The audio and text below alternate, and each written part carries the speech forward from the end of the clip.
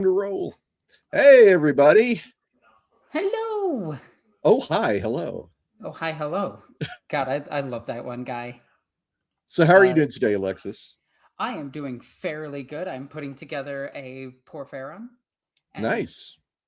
yeah. We were Oh, just I have talking. the stream up as well, so I heard everything just now. Oh, no. Echo. Yes. Echo. Um, but yeah, I went to an event today at Nexus, our local game store, and I was participating in their Bits Exchange Day, where I tried to sell off my Emperor's Children army, but no one bought it, unfortunately. Oh, that sucks. Yeah, so it's going to continue sitting in my basement for now. What is Uh, that? Is that a Horus Heresy era? The Emperor's it's Children? both. I Okay. have it. I have the all of my flawless blades are the super elite guys for heresy, hmm and yeah, Phoenix Blades, I think they're called. yeah, the phoenix blades. Yeah, the Heresy era Emperor's Children are one of my favorite. I love Heresy era Emperor's Children. I don't love them so much after they get corrupted, but the purple boys with their sweet as hell armor, God, they're just delicious. Yeah, yeah. Love them. I just turned up my mic a little bit because I saw somebody in the chat saying so. That's right. Yeah, good time to do sound check. Yep. If they can hear me, they said you're a bit quiet. Yeah, I just turned it up a little bit, and I'm just Great. hoping you can't hear Victor DMing in the background, but he hosts a session as well at the same time. well, We're gonna try to do something about that in the future. One well, step at a time, right? yeah, for sure, for sure. But here in Denver, it is actually a pretty warm day. It's almost 50 degrees outside, and That's nice. yeah. I've really been enjoying the winter weather. It's been a mild winter, but That's always today, good. so just for anybody who's listening who doesn't know who we are, my name is Ross Watson. I'm a 40K author, game designer, and I've worked on a number of 40K video games. And my co-host is I'm Norn Queen Alexis. I am a content producer here on YouTube, as well as a massive nerd that plays way too much Warhammer. she's got great cosplay skills and has done some voice acting, which I was really impressed by. Yeah. And she does a lot of painting professionally that you can check out on her site. It's really cool stuff. She's also one of the top GT players in Iceland.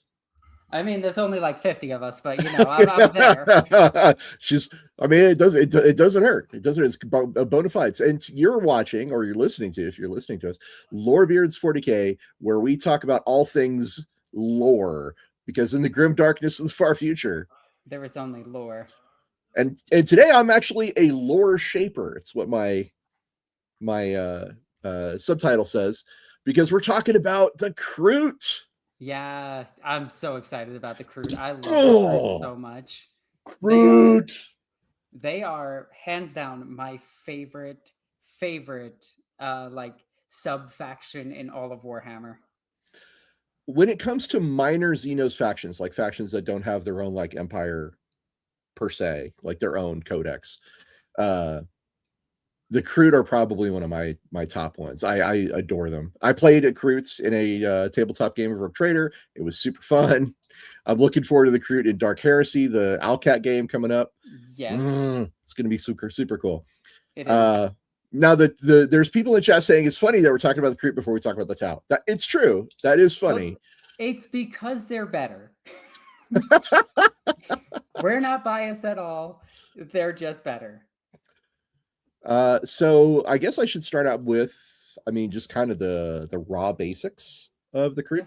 The Kroot are an alien race. They are Xenos. They are bird-like. They have sort of a lot of avian characteristics. They have this their hair, quote unquote, is actually like these long quills that kind of extend out the back of their head. They have fanged beaks with a very distinctive underbite. They reminded me a little bit of the trolls from Wormahordes with Yeah. that big underbite. They have a unique physiology where their parts of their DNA are kind of left open for incorporating. Oh, there's some great picture that she just put up. This is the Farstalker kindred, I believe, Yep. which are the most opportunistic and mercenary of their kind. Kroot in general are mercenaries and will work for almost anyone. To be clear, so sorry, going back to the physiology. So they have this DNA that has Ignore that. Ignore infinite that. Lorebeards. We're going in the warp. So they leave parts of their DNA kind of open for integrating DNA from things that they eat. They get sort of gene code from devouring things, and this can be both good and bad. It's good that it's very adaptable. It means that their species can gain new characteristics over time if they consistently eat the same thing, and the starts to breed true. But it can also be a bad thing because some of their the evolutionary dead ends. You will notice that there are Kroot hounds and Kroot oxen and Kroot great Narlocks and Narlocks and Kroot hawks. And Kroot hawks. The Kroot hawks, though, that's a special case. I want to just set that aside for a second. But all the other ones we mentioned are right here. No, that is a Kroot maybe. I really say maybe. I don't think it is, but I'm not going to sit here and say it isn't for sure because I don't know. It's worth mentioning that on the website they refer to that tracker as a bird tamer. Yep. And Kroot in general enjoy very good relationships with other primitive or feral creatures. In fact, there's the lone spears. They ride a type of lizard called a camelon. Let's see if I can find it. There it is. The cat's a camelon, which obviously is not a Kroot species. But all the other ones we mentioned, the Kroot oxen, the Kroot hounds, and the Narlocks, the great Narlocks, those used to be Kroot that over time devolved, and the things that they were eating just led them down a path of an evolutionary dead end. So in their I was just about to talk about. So in their society, they have these guys called shapers who kind of help guide their kindreds to. He's kind of like a super nutritionist. He's like, hey, eat that, don't eat that. Because it's seen as a sign of great shame if a shaper leads his kindred into an evolutionary dead end. They look at the Kroot oxes and the Kroot hounds as a warning. They're useful, and they certainly, kind of exploit them, but they don't want all Kroot to become one thing. They like to sort of have that genetic diversity.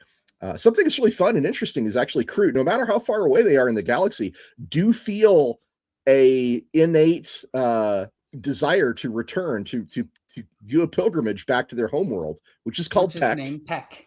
Yes, the bird people are from a world called Peck. So that the idea of this migration instinct, if you will, is so that they will eventually come back and share the characteristics that they have learned over time by devouring other species. Now, is that a pretty good overview of the physiological aspects? That is an excellent overview of it. And one of my favorite things about the Kroot is, if you notice, they will carry all of these little things on the side of them and everything, and say that they need to smell something at a great distance. They'll pick up an animal that has a better sense of smell than they do, eat it, and then they'll be able to smell better. They'll eat something that is like hawks, eat their eyes, and then gain that. And it's so cool. I absolutely love them. Here's a really fun fact that I learned today. The primitive versions of Kroot, the Kroot hounds, the Kroot ox, the Narlocks, the great Narlocks, they all, because they were Kroot, they fully understand the Kroot language, which is mostly whistles and clicks and screeches and cries. Yep. And they can even understand very complex commands and concerns. They can't speak like a Narlock. That's a great Narlock on screen right now. Narlocks can't speak. A Kroot hound can't talk back. But if you told that Kroot hound, wait here for 5 minutes and then join me at the mouth of the river, they'll be able to do that. They have that understanding. It is actually really cool how both intelligent and unintelligent they are at the same time, which is one of my favorite things. Is as they progress down the paths that would lead to something like this, with the Narlocks, where they lose the ability to talk, they become a little dumber, but they're so useful to the kindred that it sucks that it happens to them, but they're also super useful. So shapers do let it happen on occasion, just so that they can become more useful to the actual the kindred themselves. There's multiple types of shapers too. There's trail shapers, which I think are the war Yep. shapers are the war leaders. The trail shapers are the scouts, and I think, right? Yes.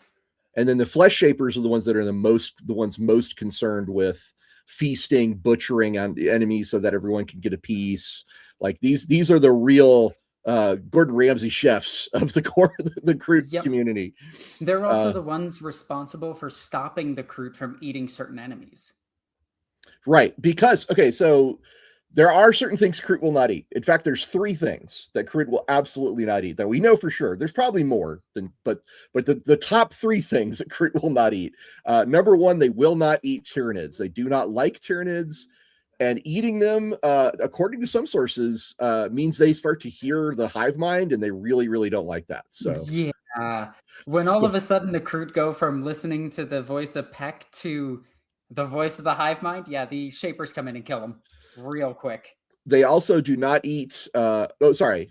So that also extends to gene stealer cults, which they can taste, according to some sources. Yes, they can No, taste the corruption, even if in it's a not gene stealer. visible. Yep. Yeah. And then, secondly, they will not eat chaos corrupted beings. Mm-hmm. That is just something they've learned over time. Don't do that; it's bad. Mutation Bad, in the okay. genes. Don't do that.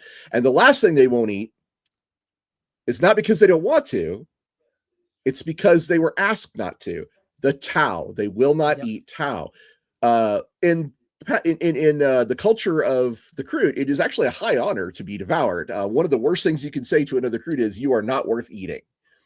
One of my favorite little lore tidbits is Grek, who follows Janice Drake, the rogue trader. Grek is the guide to the Blackstone Fortress.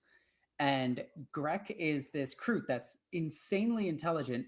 And one of my favorite scenes involves him sneaking away and eating a bunch of Voidsmen. And then Janice Drake is like, "What are you doing? Stop that!" And he has like the fingers in his hands, and he's just like, and just eats them really quickly. So their relationship with the Tau is probably their biggest. Like, we should talk about that too. But We do we have do to have, get into that. but we have some super chats we could read. Yes, we do. Let me get into those really quickly. We got 2 currently. Saya00. Thank you, sir.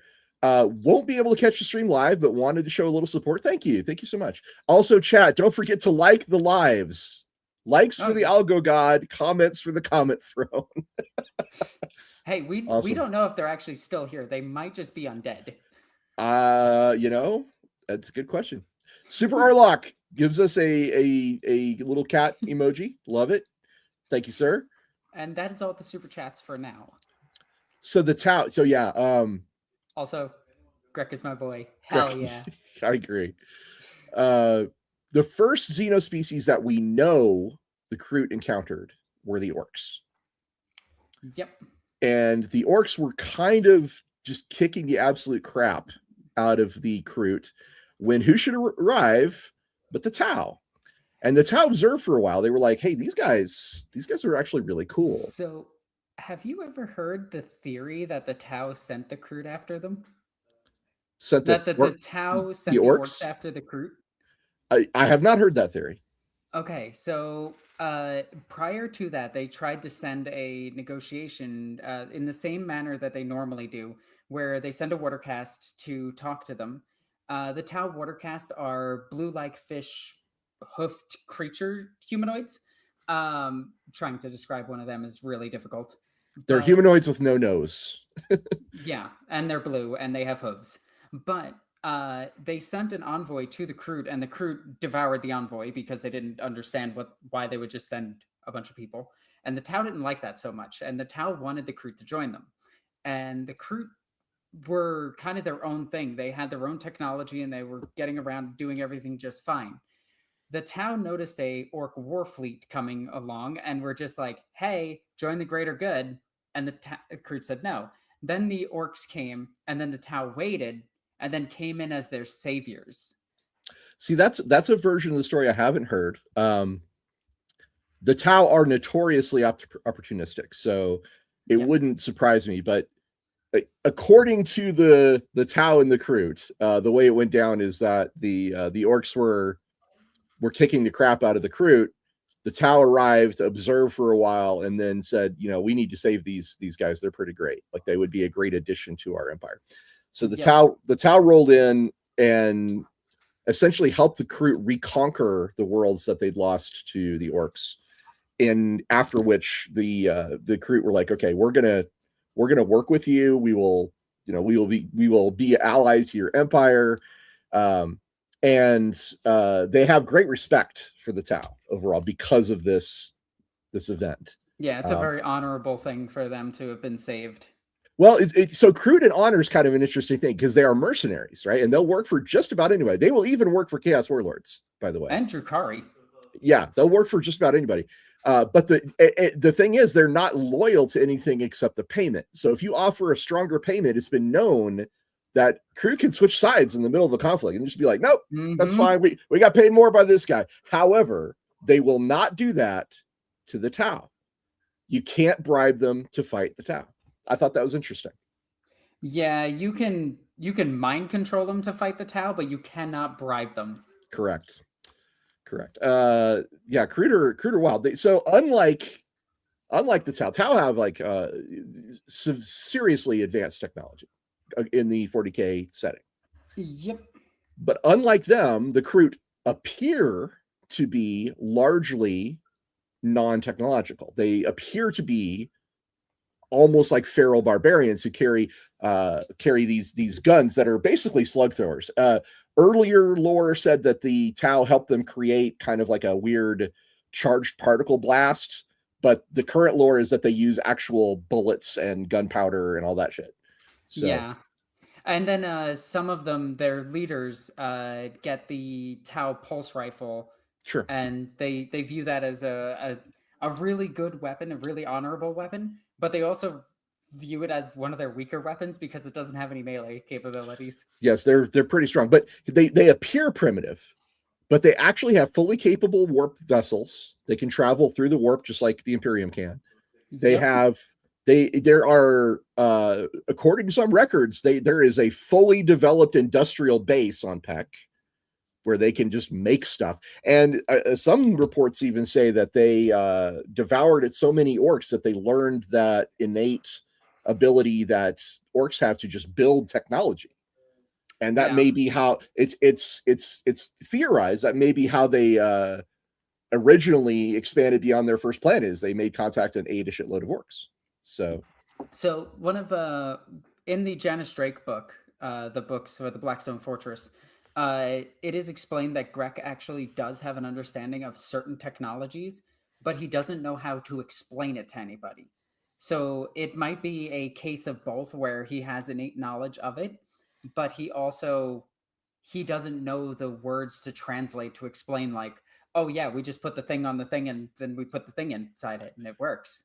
It's also theorized that the Shapers may be deliberately keeping Kroot that leave Peck, leave their homeworlds, not just Peck, because they have multiple homeworlds, but leaving their homeworlds only with a certain level of technology, so that people don't come looking for the homeworld's industrial base, which is kind of like their last like bastion. Like, if anybody, this is our last resort kind of thing. Now, here's something that's really interesting. In the most recent codex for the Tau, there's this little snippet about a technophage that they encountered when they fought some chaos guys, and the Tau's smart missiles were firing back on themselves, and all their gear was malfunctioning. You know what was working perfectly? What? Kroot's weapons. Because there's no tech. It's basically a gun, like guns we have today. There's no computer in it. No, there's no energy in it. It's just a bullet. And so there is a I won't say advantage, I'll say unlikely benefits. I will say unlikely benefit to having this low level of technology because they can essentially scrap code, like the chaos scrap code that can infect tech and make tech not work. Doesn't do jack to Kroot stuff. What's also cool is there's multiple gods of technology and things of that nature that just can't affect the Kroot. Except they can affect their like war spheres and things. Well, war spheres are a higher level tech. War spheres, I think you can't dumb down any more than they are. So here's a fun thing. Here's another fun fact. Kroot war spheres are these big, as it sounds, mostly sphere-shaped ship that they can travel around in. And unlike the Tau, who are limited to short hops through the warp, these guys are fully warp capable. Well, how? Right? Like that's one of the first questions I had about. Yeah, there we go. That's Kroot war sphere. So back in 2010 or 2011, I had a chance to talk to some guys from Games Workshop, and we were out like at a bar, and I was just asking all these wild questions. And I said, so how do the Kroot war spheres work? Like, how do they travel the warp? And this guy leaned in and says, so there's this type of Kroot called a Kroot hawk. Now, Kroot hawks, according to the lore, and this is old lore, this is like from 2004, Kroot hawks are like considered a potential for the most primitive or the earliest iteration of Kroot. They might be the ancestor, if you will, for all Kroot. And that these Kroot hawks are on every homeworld and adapt, and they gain different abilities. Like they're how do I put this? They're considered sacred and like the progenitors of their people. Okay. And the flesh shapers use ancestor worship rituals with these guys. So Kroot hawks might be more than just a bird. They might be the navigator equivalent, because that's what I was told, is that at the heart of a war sphere is the Kroot hawk, and the Kroot hawk is guiding them through the warp, which is wild. It wouldn't be the first instance of an animal being able to guide things through the warp. We do know that there is a intergalactic crocodile that does it, a dog that does it, and there's several other Xenos species that can jump through the warp and end at different locations. So the Kroot having one is not out of the question. The Psychonoin from Prospero are another example of this, although frankly horrifying example. Yes. Oh, are you talking about the Crotolid? Are you talking about the Crotolids? Yes. Oh yeah, yeah. Wow. Yeah, which the Eschers for some reason have.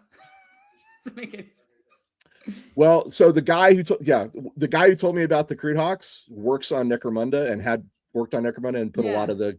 So that doesn't surprise me at all. I'm like, oh, I know who that guy is. This is a slight rant, but it's so weird that they have both a swamp croc and an intergalactic or interdimensional alligator. Well, they have all that. I mean, they have tons of that stuff. It's just. I mean, it's it is wild. Necromunda. That's the point of Necromunda, to be as wild as they want to be. Yeah. So, do you want to talk about Kroot on the tabletop? So yeah, actually, Kroot on the tabletop are surprisingly good. We have. So I'm gonna go ahead and remove this for a second. Kroot on the tabletop have been absent for a very, very long period of time, except for one legendary moment back in 5th edition. In 5th edition, there was this one infamous moment, and I gotta find the picture of this. It's called the Kroot Wall.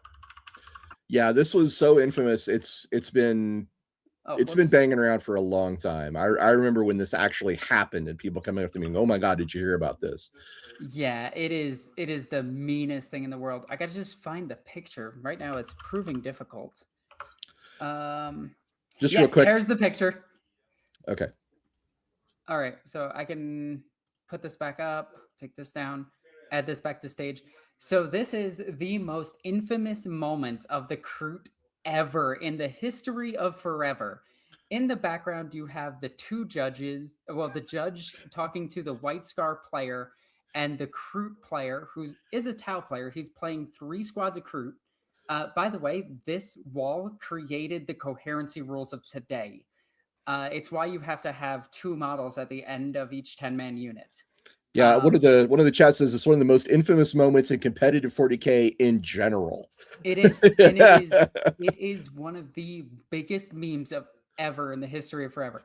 So the White Scar player doesn't have any tanks in his army, so he has no way of entering the battlefield from his table edge, and the Kroot can infiltrate, which means they can start anywhere on the battlefield at the time.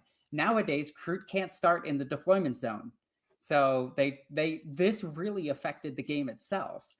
So what wound up happening is the White Scar player lost on turn 0 because he couldn't deploy his army. He never Exactly. got his first turn. He just lost Because he couldn't enter the battlefield. Yeah. Yep. The rule said you had to put a model down. They have to be, you can't be next to an enemy model. And the Kroot were placed in such a way that you couldn't get in between them. And they infiltrated, and the other guy did a outflank or something like that. He is doing he held everything in reserves to reserves. Yeah, that's what it was, reserves. So this was infamous and got the Kroot a lot of attention actually in the community. Everybody was like, oh really? Yeah, are Kroot good? The answer is no. Aside from that one instance, the Kroot never really made a big impact in meta ever since then, except in 10th edition. In 10th edition, for a little bit, keep in mind 10th edition is a very balanced game and constantly being balanced, so armies change all the time. The Kroot actually did have an entire list that did not include a single Tau model, just Kroot, and one a GT. And it was crazy. They were using the Kroot Rampagers, just 3 big blocks of them, and like 90 Kroot, and it was absolute glorious. The Kroot are the only melee combatant for the Tau, and the Tau don't have anything else that can really fight in melee. Their whole weakness is melee. That's where the Kroot step up and step in, and they are the melee. They're the melee for the Tau. And they're really fast, really agile, but they die like paper. So if you shoot them, they die really quickly. But overall, the Kroot are incredibly good for what they do. And in the current meta, like we do still see Kroot Rampagers just running around. So they're still very good in Tau armies. Yeah, the Kroot in general. So just to be clear, the first Tau Codex was part of 4th edition, and it came out in 2001. So we're talking about this faction has been around for almost 25 years. I thought that was funny. The Kroots did make their first appearance in that codex. There was a issue of White Dwarf, I think 2004, where they got their own army list, or that was.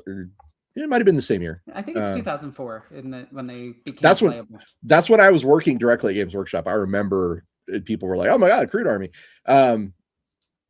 So yeah, the Kroot are they're interesting on the tabletop as well as in the lore. They have some really interesting named characters. There's been several of them in fiction. There's one that meets Commissar Kane and has a conversation with him. Very pretty interesting. He's one of the Tau that really likes Commissar Kane. They think he's pretty cool. And one of the things I thought was interesting too is that the Kroot worlds are not just like, hey, here's a world and some Krooter on it. There's a world that they have quarantined out because it's on the verge of losing all its genetic diversity, and the Shapers like we have to not go here for a while and let this world rebuild. And they actually have a completely artificial planet called Nokomis that they have taken over. And Nokomis, the Earth cast scientists of the tower, like, we don't know what this is. It's just this giant artificial planet. We're studying it. We'll let you know if we figure out anything. It's become a bustling spaceport. In fact, it's kind of like Nowhere from Marvel, with traders, mercenaries, travelers from all around the Tau Empire. There's rogue traders that have been there. It's wild. And the Kroot just happen to get everywhere in the entire galaxy. Like, you can find them everywhere. But one of my favorite stories about the Kroot comes from when they were first discovered by the Imperium way back in the day. Damocles Gulf. Well, like, when they first discovered them during the heresy, they marked them for just extermination later. And they just left them. Well, that record must have been lost because the official story. Yeah, they just found them and left them, and they were just like, okay, whatever. I hadn't heard that. That's interesting. The way I've read it is that the first time they ever ran into the Kroot was during the Damocles Gulf Crusade, and yes, when they first ran the into guard, the Astra Militarum were like, "What the hell? They're eating all of our people! Oh God!" it freaked them out considerably. Yep, it is great. I love these guys. They're so crazy, and I love the fact that the Tau have to like the Tau look down on them because the Tau look down on all of their auxilias. Because that's what they do, and when it comes to the Kroot, they cannot stand the cannibalistic or the feasting that they do after battles, and they view it as like barbaric. But all the ethereals are just like, leave them alone. You leave them alone. You let them do that. And even the Vespids are uncomfortable with the Kroot. So I did see a quick comment I wanted to respond to, which was asking if wasn't that the Tau that they met? Yeah, here it is. Yeah, it is. Wasn't the that Tau. it was the Kroot, the primitive Tau. Well, the first time, just so the Damocles Gulf Crusade was the first time that the Imperium and the Tau got into a major conflict, and that's the first time. So they encountered Kroot as part of the Tau Empire there. Yep. That's what I want to make sure I was clear about that. Yeah. And Micah says, I don't know if they've ever used Space Marine Road, though. They have. They absolutely have. They have. That's how they get it's not the Narlocks. It's another creature that becomes like way too buff. And I don't think they've had enough time because it takes time. It's not just like you eat it and you're done. You have to eat it, incorporate it, and then have another generation or two. So I don't know. I'm certain that they've eaten Space Marines because the Damocles Gulf involved a lot of Space Marines. Yeah, a lot of Space Marines, and a lot of them died. Yeah, well, the Raven Guard were a big part of that, and a lot of Raven Guard got chewed up. Good old Raven Guard. Oh, here's a question for you. Yes. Wendigo 804. By the way, great painter. You should check out his minis. Says, I'm building a Terminator squad while listening. The first 5 are the ones from the starter box. How should I arm them? I want dual assault cannon, but I have no clue if that's good or not. So is it a 5-man? Because a 5-man can only take 1 heavy weapon. And if you're gonna take a heavy weapon, you take the Cyclone missile launcher. It's just better. Unfortunately, the assault cannon is really good if you're playing Space Wolves, and that's about it. He says it's a 10-man squad. Oh, it's a 10-man. 2 Cyclone missile launchers. Yeah, Hawk points out that the Damocles Gulf was bird-on-bird violence. Kroot versus Raven Guard. It really was. It really was. So, go ahead. The Kroot are one of the few armies in the game that, they work really, really incredibly well for the role-playing setting. Like, insanely well. They're really good world building, and they're a way to look at the Tau as corrupt, and I love that because I love anything that makes the Tau more evil than they actually are. Because there is a passage in a Farsight. No, not Farsight. Is it Commander Farsight? Which is the woman that leads the Tau? Shadowsun. Shadowsun is walking with Farsight. He's the one with the sword, right? Yes. Yeah, Oshova or Farsight, yeah. Yeah. Those two are walking together, and Farsight notices that the Tau are experimenting on the Kroot and making some of them into cyborgs. And he's just like, you don't let the other Kroot find out about this, do you? And she's just like, whatever the Ethereals think is appropriate for the Kroot is what they will do. And Shadowsun is just like, yeah, the Kroot are going to join me soon enough. And I want to see that as an actual story. I want to see the Kroot have a, come to ethereal moment and be like, hey, wait a second, you guys are manipulating us. Well, I mean, the Kroot, though, get a lot out of their association with the Tau. They actually gain a great deal because being mercenaries is cool, and one of the reasons they do that so often is so they can eat. They're Epicureans of the galaxy. They're like, we will want to go to strange new worlds, eat new feasts, and return with the information about the things that we have eaten. So that's why they go out and be mercenaries. And the Tau, not only do the Kroot respect the Tau for kind of saving them in their hour of need, but they also like the Tau because the Tau take them to new worlds and new delicious feasts. Yep, which is also hilarious. So I'm curious. We know that Kroot eat a lot of orcs, and when they eat orcs, they get stronger. Tougher. They also are. Kroot are green because of orcs. Well, I found that really funny. Like, I think their skin color based. Yeah, the greener they get is because of orcs, but they do have a natural green hue. I was gonna say, I think it depends on the kindred, and it's basically a reflection of what they've been eating. Yeah, but the really buff green Kroot, they do exist. There are kindreds who eat exclusively orcs. But there's this made me start to think like, okay, if you get strong and tough from eating orcs and all that, you may get faster from eating Eldar. There's things that have happened, have come into the galaxy since they were created a long time ago.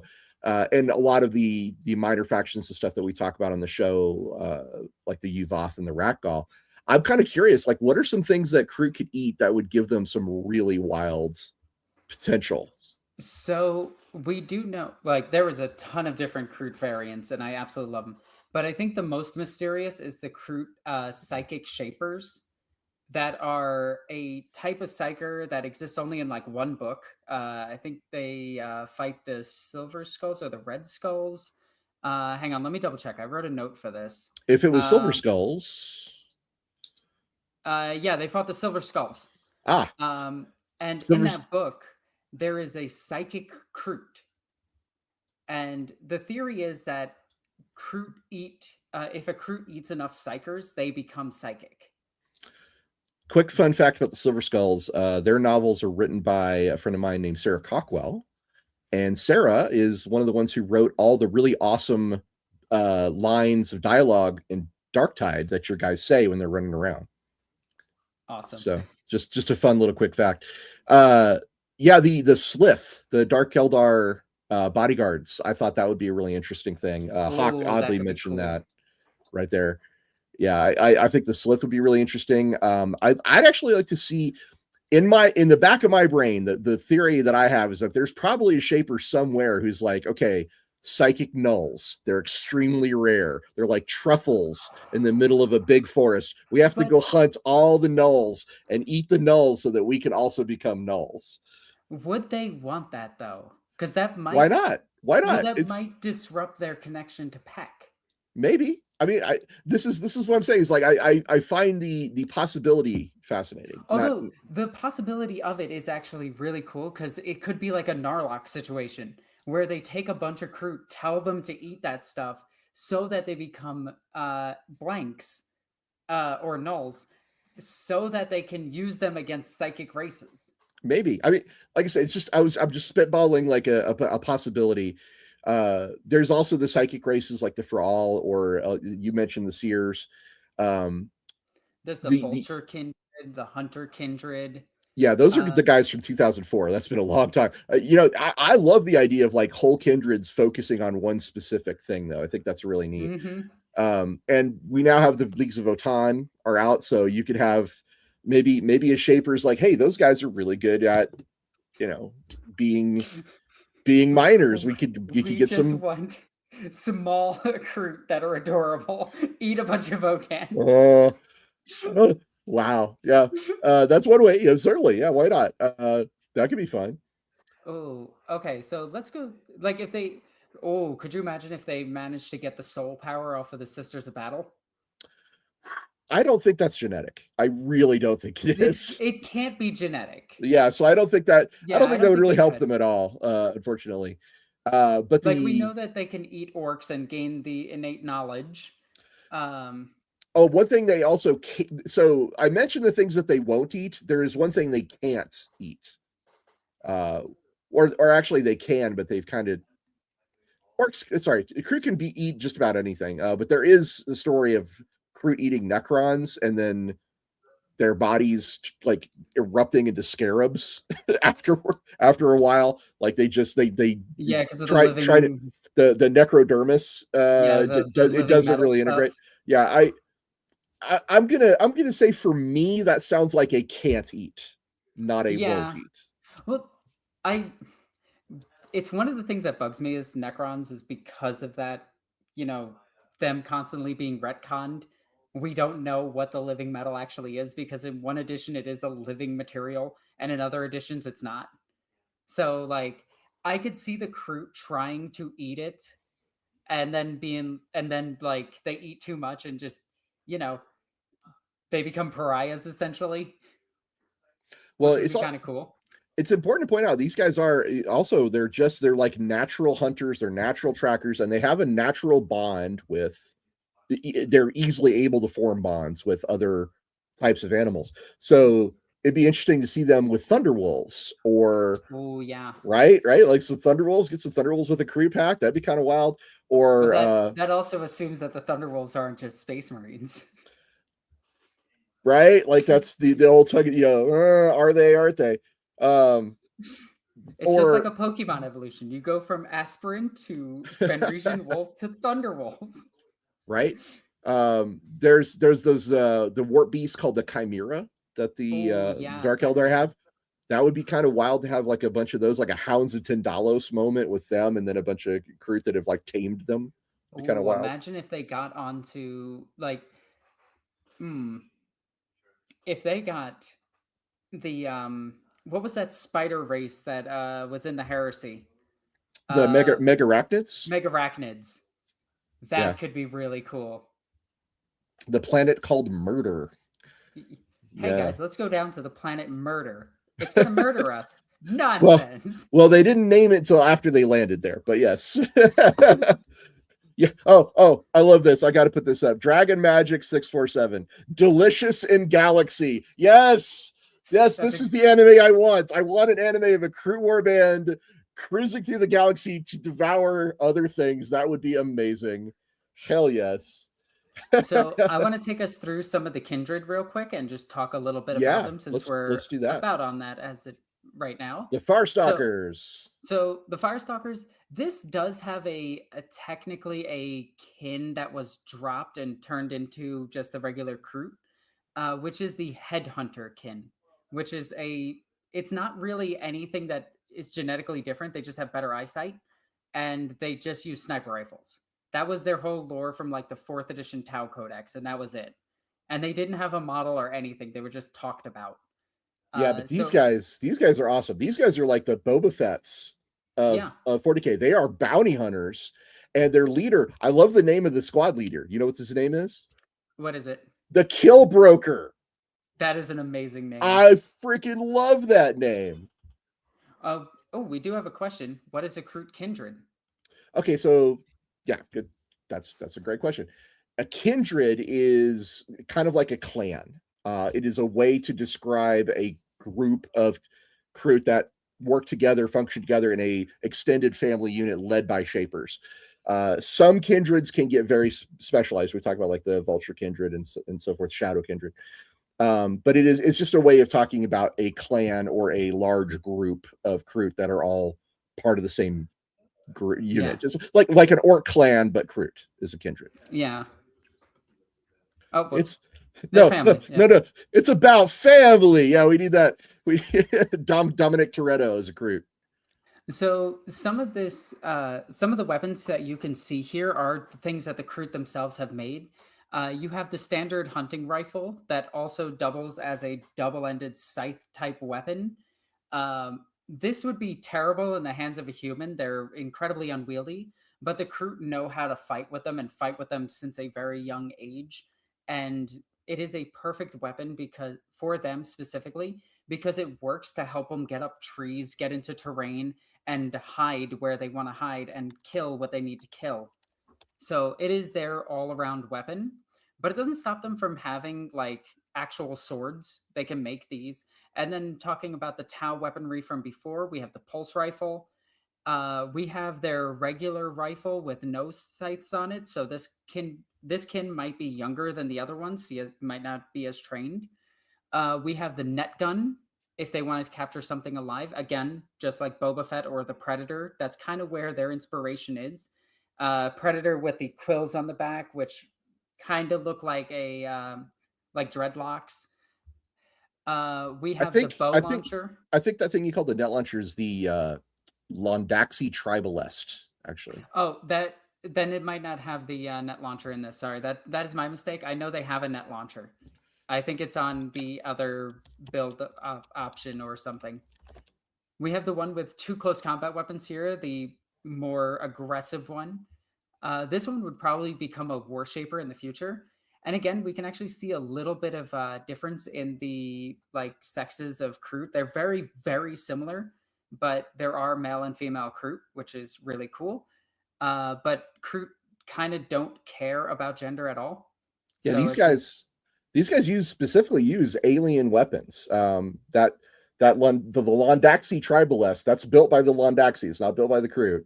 okay. And it's an anti-armor weapon, which is that. And then I think that one up there that looks like it's got a bow on the front of it. Yeah. I think that's a Dvorgite Skinner. Yeah, this thing is sick. Another Dvor. So who are the Dvorgites? I want to know who the Dvorgites and the Londaxi are now. Like we got these more minor alien species we've never seen. Love it. 40K, never stop sending me more things I want to know more about. This is also one of my favorite little things in this. The Kroot do lose limbs and don't regrow them. Yeah, they're not lizards, they're birds. Yeah, they are birds. So like it's also really funny. Back in the day, there is a picture of a Kroot like standing over a guardsman trying to push the guardsman down, and the guardsman's kind of easily holding him up because the Kroot are so light. They have hollow bones. Very strong. They have hollow bones. Yep, they are a very strong creature, but the basic Kroot is only about as strong as a human, which is still no. They're stronger because their muscle fibers and stuff are way more dense and compact. The codex actually talks about this, that they have they're only strength 3 still. Well, they're pretty strong. They're stronger than they look. I can tell you that for sure. They're probably stronger than the average human, weaker than a Katachan.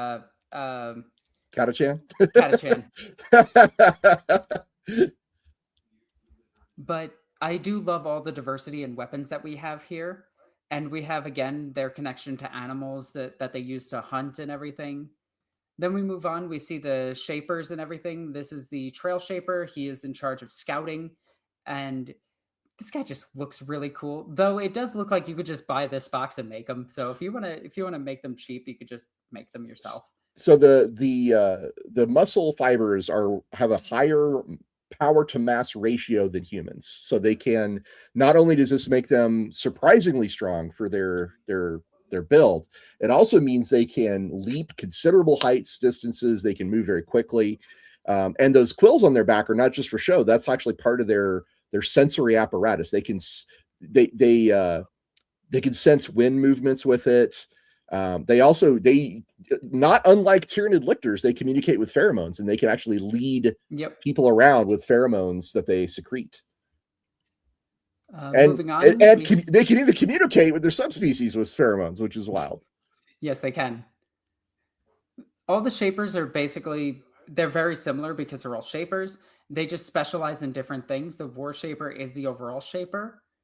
And then we have the flesh shaper. Again, we've mentioned this guy. Or this being, this bird. Gordon Ramsay. Yeah, this is the Gordon Ramsay of them.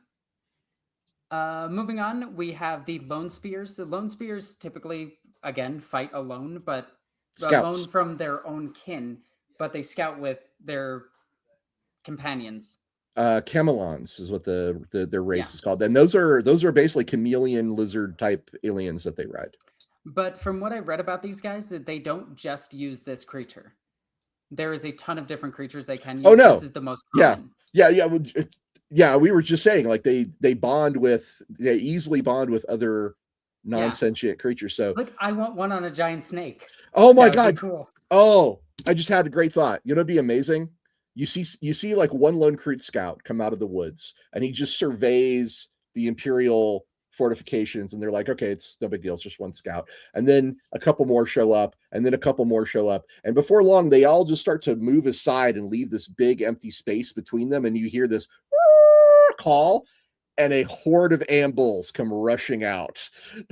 Wouldn't that be amazing? Them eating ambuls, right? Lone spears also specialize in taking out supply lines and tanks. which is hilarious. With they're very Mad Max because these guys actually have javelins with bombs tips that they throw. Yeah. Just I think that's called the thing that he's using. The way we would pronounce it is an atlatl, but that's not the way it's actually pronounced. I just watched a whole like history channel thing on how this thing is actually pronounced, but the way that we would know it is an atlatl, wait, which is the cool. History Channel is showing 40K now. I need to tune in. No. It was just this weapon, the spear, the Aztec spear weapons. And oh, right. Yeah, I These are the think Kroot hounds. the lone spear, that is called a blast javelin, is what that's called. But I'm talking about the instrument that throws it. Yeah. Sorry, the atlatl. You're right. It is definitely that. You're absolutely. Why don't we read some super chats? What do you think? Yeah, but let's talk about the cutest puppers. Oh, the Kroot hounds. They're so cute. It is so weird that these are actually fully grown Kroot. Well, they're also the most vicious and belligerent, I think, of the Kroot species. The Kroot hounds are pretty like they want to fight. They want to kill. Yep. All right, so let's go ahead and remove this and grab some super chats. You guys left us a lot of them, which is awesome. Did we see this one? No. Okay. Torini. I'm going to go with that. And again, mass apologies to anyone I screw up your name. I'm sorry. Tell me how to say it. I'll try to learn it. He does it on purpose. I don't do it on purpose. He does. Me fail English. That's impossible. Can't watch the stream, but love the Kroot. Goad, I think that's how you pronounce it. And the Elemental Council is great. That must be one of the names. Yeah, that's a named Kroot. What's he from? Is that from a novel? I think it is from a novel. I cannot remember all the novel names. Leader 2457. Thank you very much, sir. It was really funny when the big Kroot box came out because we joked there were no longer Tau armies because all infantry became Kroot in our local community Tau armies. I believe not eating Tau is primarily for ethereals. It said in the, I mean, maybe some kindred out there are okay with eating Tau, but the codex says they don't. So I mean, it would be interesting. Again, the codex should also be unreliable narrator. Everything's their unreliable narrator. 40K is full of contradictions. Who knows? Maybe that will change at some point. There also could be a Tau, a kindred that specializes in hunting the Tau. That is more like. I think the name of the book is Elemental Council. Is it? Yeah, it is. That's I need to read that. Itachi Hero 666. Hey guys. Hey yourself. Hello. First time catching y'all live. Oh, hi. Hello. Love this show. Love this show. All of you are great. Much love. With Total War 40K coming, what do you want to see? I hope we get sisters. Kroot. And Kroot. Those are two things I would love to see. Not Tau. I don't care about that. I want the Kroot. I mean, Tau could be pretty cool, especially if they bring in the big suits, the Riptides. Oof, God, those are cool. Those are so cool. Storm Surges, which almost triggered my accent like crazy. Storm Surges. Yeah, I almost went full New York on that. But if we get Sisters of Battle in that game, I'd be all over it. Living Saints. Sisters of Battle, I am all over.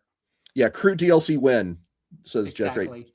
Ricky Chapman 3377. Thank you, sir. Shouting out our boy Beak. He's Kroot NPC in our campaign. Total badass. Killed a word bearer marine. Hell yeah. And helped take down a Chaos Knight. He got into a hole and ate the pilot's face. He's recovering from a steel jack punching him. That sounds awesome. Oh my God, Ricky Chapman. I would love to have been at that table. That sounds amazing. One of the worst things that I ever did in a tabletop RPG is give my players a weapon that teleports back to them. It was the worst decision ever because that's how they killed a knight. They jumped on top of it and then teleported it through it and killed it. They Mjolnired it. Yep. And I was like, dang it. The Singemeister. What another? These names are freaking great. Where were you guys when I was 17? I was trying to come up with a cool name. I always liked the Kroot since they seem to be vaguely aware of the setting that they're in. Interesting. They kind of are. Like, Kroot are another race that is also slightly comedic relief. And I love that of them. And I love, like, Grek especially, where Grek just knows that everything is he's just going to eat and work with Drax and just be like, yeah, I'm just having fun. I love them. They're one of the from the books I've read involving Kroot characters, they do tend to be uh less grimdark than some of the other Yes, aliens for which sure, is which is such a weird thing for a race right? that eats everything. Right? And when I played one in Road Trader, I was more lighthearted and just definitely like, I'm all about the Exactly. cuisine. Let's, the worst thing you could threaten me with was take away my salt and butter. And I'd be like, no. Leader 2457 says, my theory with Kroot and animals is that Kroot eat individuals of a species and then sort of understand the instincts of those animals. Quite That possibly. is actually something that Greg does in the book. He has a thing, a belt on him that has all these little bugs and everything in it, and he uses each one to boost his senses. So That's he gains their instincts almost immediately. wow. Okay, so he's hang on. I have to process this because that's just such an He amazing has idea. He has he a has a utility utility belt belt of with bugs. snacks, with tactical snacks that make him better at seeing things or tracking things. That's Like, amazing. How come like, I haven't done this before? Holy crap. could you Delicious in Dungeon imagine? needs to get on this. They need like a tactical bandolier of snacks. That's Could amazing. could you imagine like you're trying to do a test and then you're just like, and you reach onto your belt and you just pull out a thing of gushers and just start eating and you're better at testing. That would be you know what? So as an interesting follow-on point here, the Space Marine organ called the Omophagia gives them a very similar ability to eat things and learn from it. So it's definitely that's possible in the setting for a genetic upgrade to do that to you, right? So if the Space Marines can do it, why can't the Kroot? Like that makes perfect sense to me. It is weird how many creatures in 40k can do that. I mean, Because I could name three right off the bat: Space okay, Marines, Kroot, Kroot, Tyranids. Tyranids, yeah, they also do that, and there's also some really minor Xenos species that can do that as well. There's one I remember from Dark Heresy that eats brains and Yep. learns from that. So yeah, for sure, that's So cool. What? that is all the super chats for now. Wait. Micah says I would love to see a Kroot cooking book. Games Workshop, you know what to do. I would buy that in a heartbeat. Yes, same. All right. So let's get back to Same. talking about some of the Kroot, the differences in the Kroot themselves. So the Kroot Hound is one of the Kroot sub. They're not the subspecies. They are No, it just is. Kroot. It's a sub. Well, it is technically one of the subspecies. If you're It is not, a subspecies, right? yeah, if you're not just Kroot, you're a subspecies. So Yeah.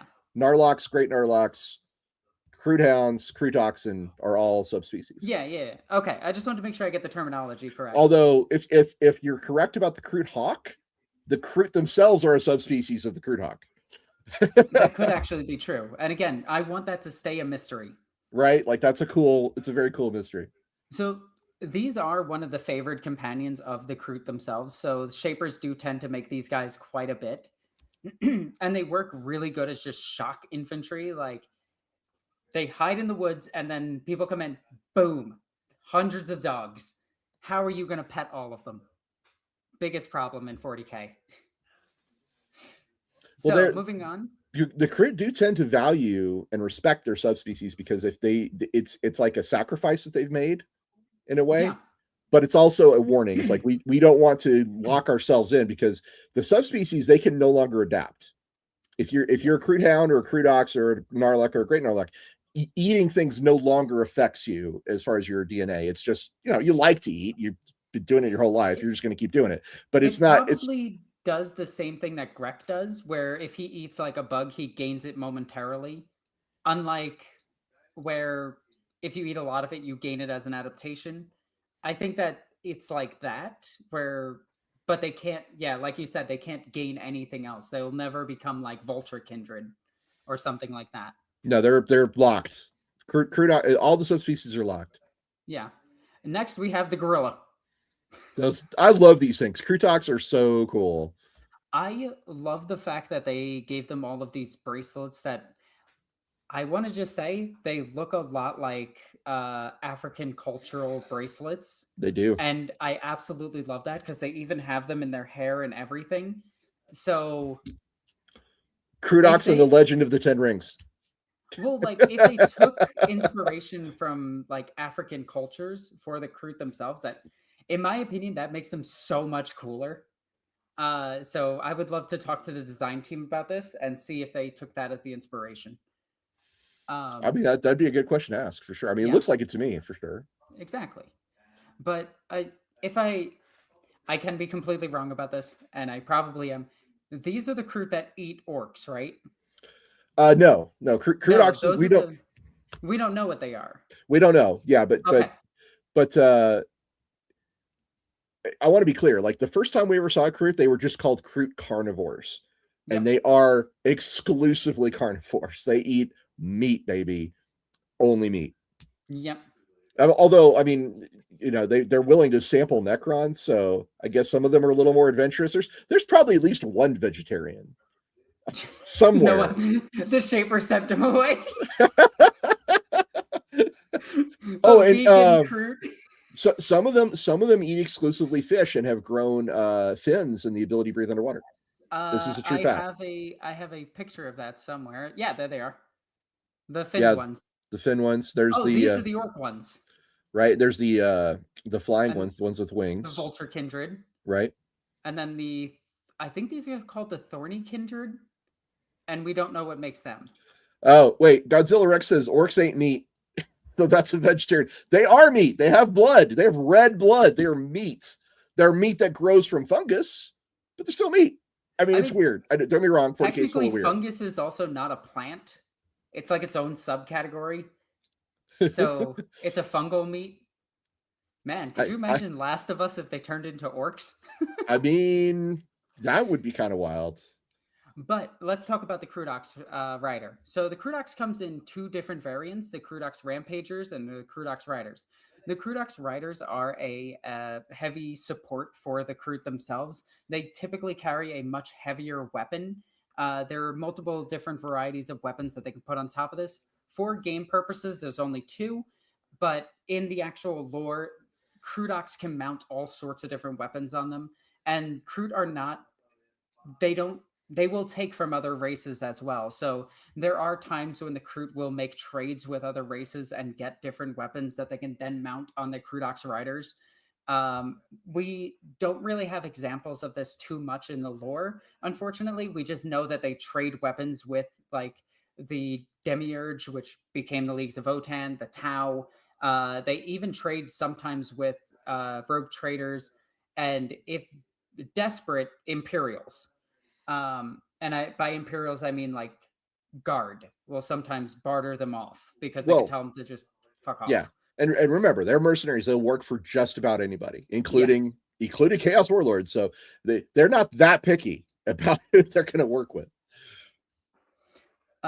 So these things work as incredibly fast, agile, and they can, unlike most static artillery pieces, these things can actually climb up walls, get up into trees, get up onto cliff sides, and actually fire. So they're very, very good at what they do.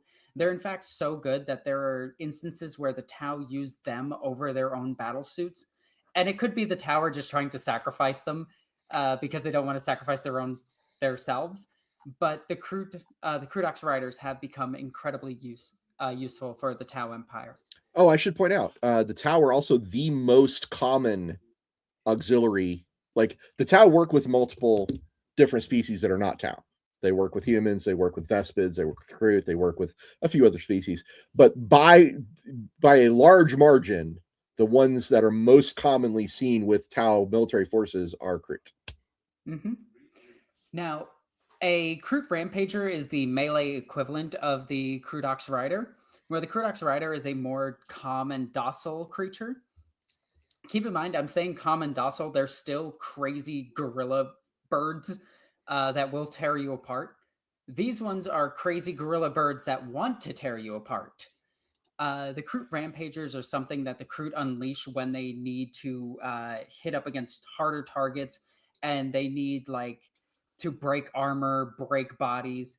They're essentially Terminator killers, which is really funny. That's how they're played on the tabletop too. They're an elite killer, and it's great. I love these things. I want more lore on these guys because all we have right now is a small lore blurb.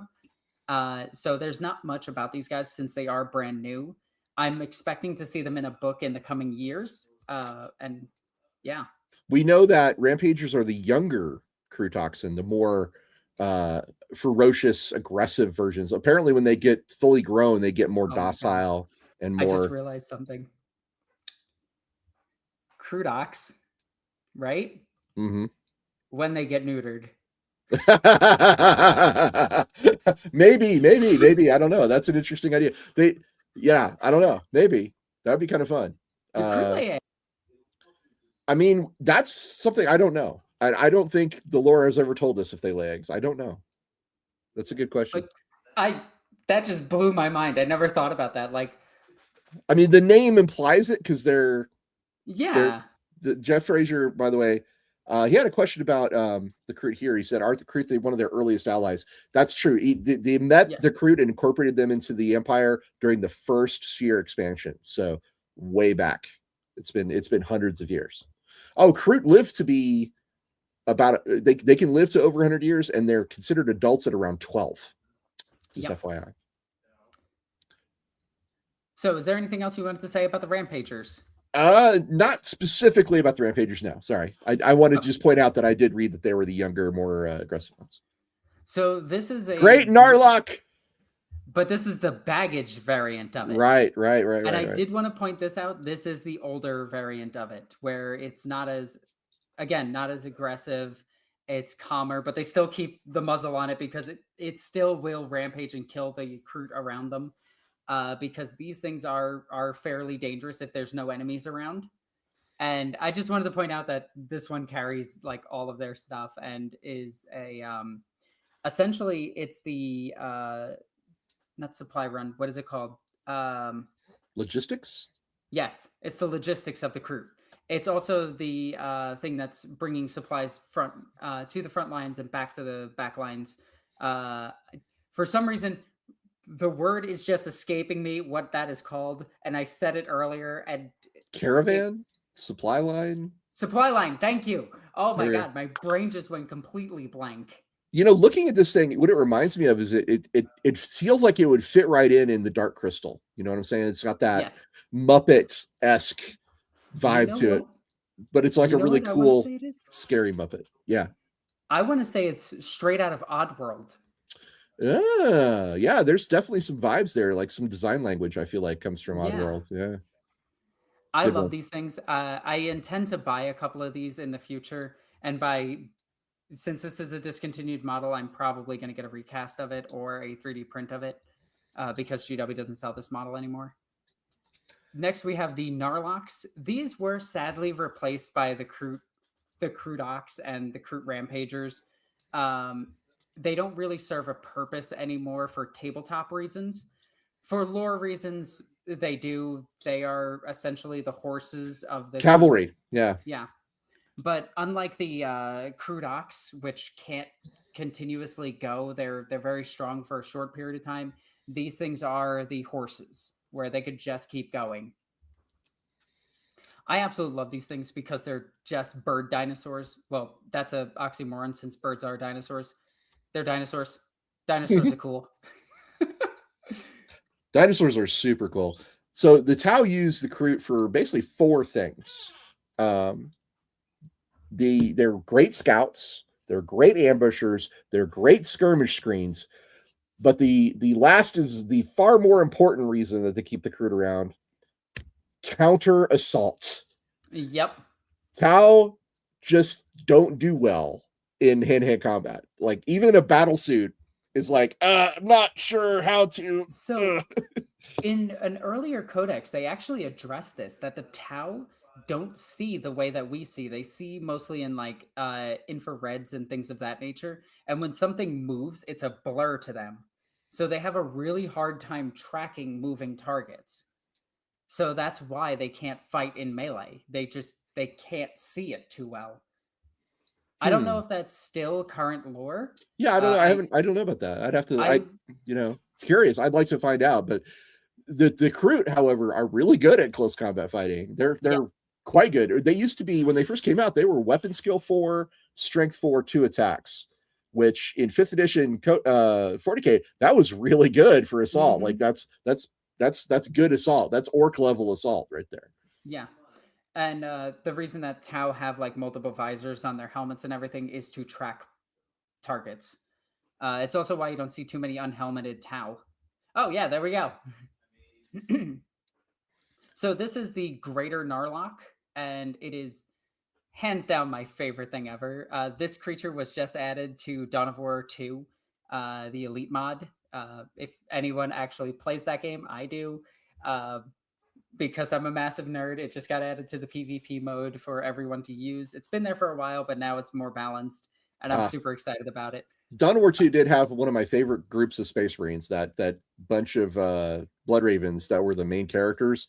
And I think it's Atreus who says, show me what passes for fury amongst your misbegotten kind. Just the quotes are so good. Yes. And in case you didn't know, Alexis also does voice acting for a mod for Dawn of War. Not Dawn of War 2, but the first one, I think. Yes, right? The first one. Yeah.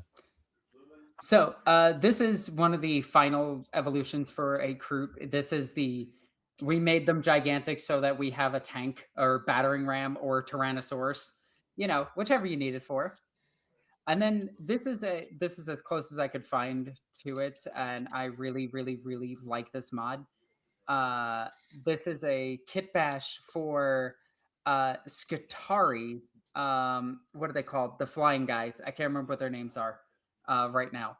But this is the closest thing I could find to Vulture Kindred.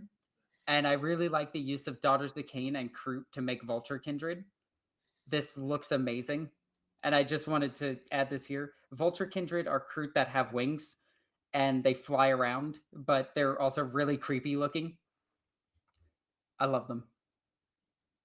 I want to see more done with the Vulture Kindred. I want them to come into 40k, but I do feel that the Vespids are there. They fill that role. Yeah, they fill that role. So it would be very hard to add both the Vulture Kindred and then have them. Sorry, Professor Shapp joins in on the Dawn of War quotes. A fine greeting for us, brothers. Return the greeting in kind. I still think my favorite Dawn of War 2 quote is, they made the classic blunder, popping out before we could find them. The orc quotes in that game are glorious. Dawn of War 1 quotes live eternally in my head, too. I want to be clear. Yep. My face is my shield. I have awoken. But yeah, these are the other Kroot mutations, Kroot subspecies that we have. But these are closer to the actual Kroot themselves than their other kindred, like the Kroot hounds or Kroot ox. Yeah, there's no official models for these guys, but who knows? They might come back because they were at one point part of the army list in the early 2000s, 2004 army list. I'm pretty sure these guys were part of it.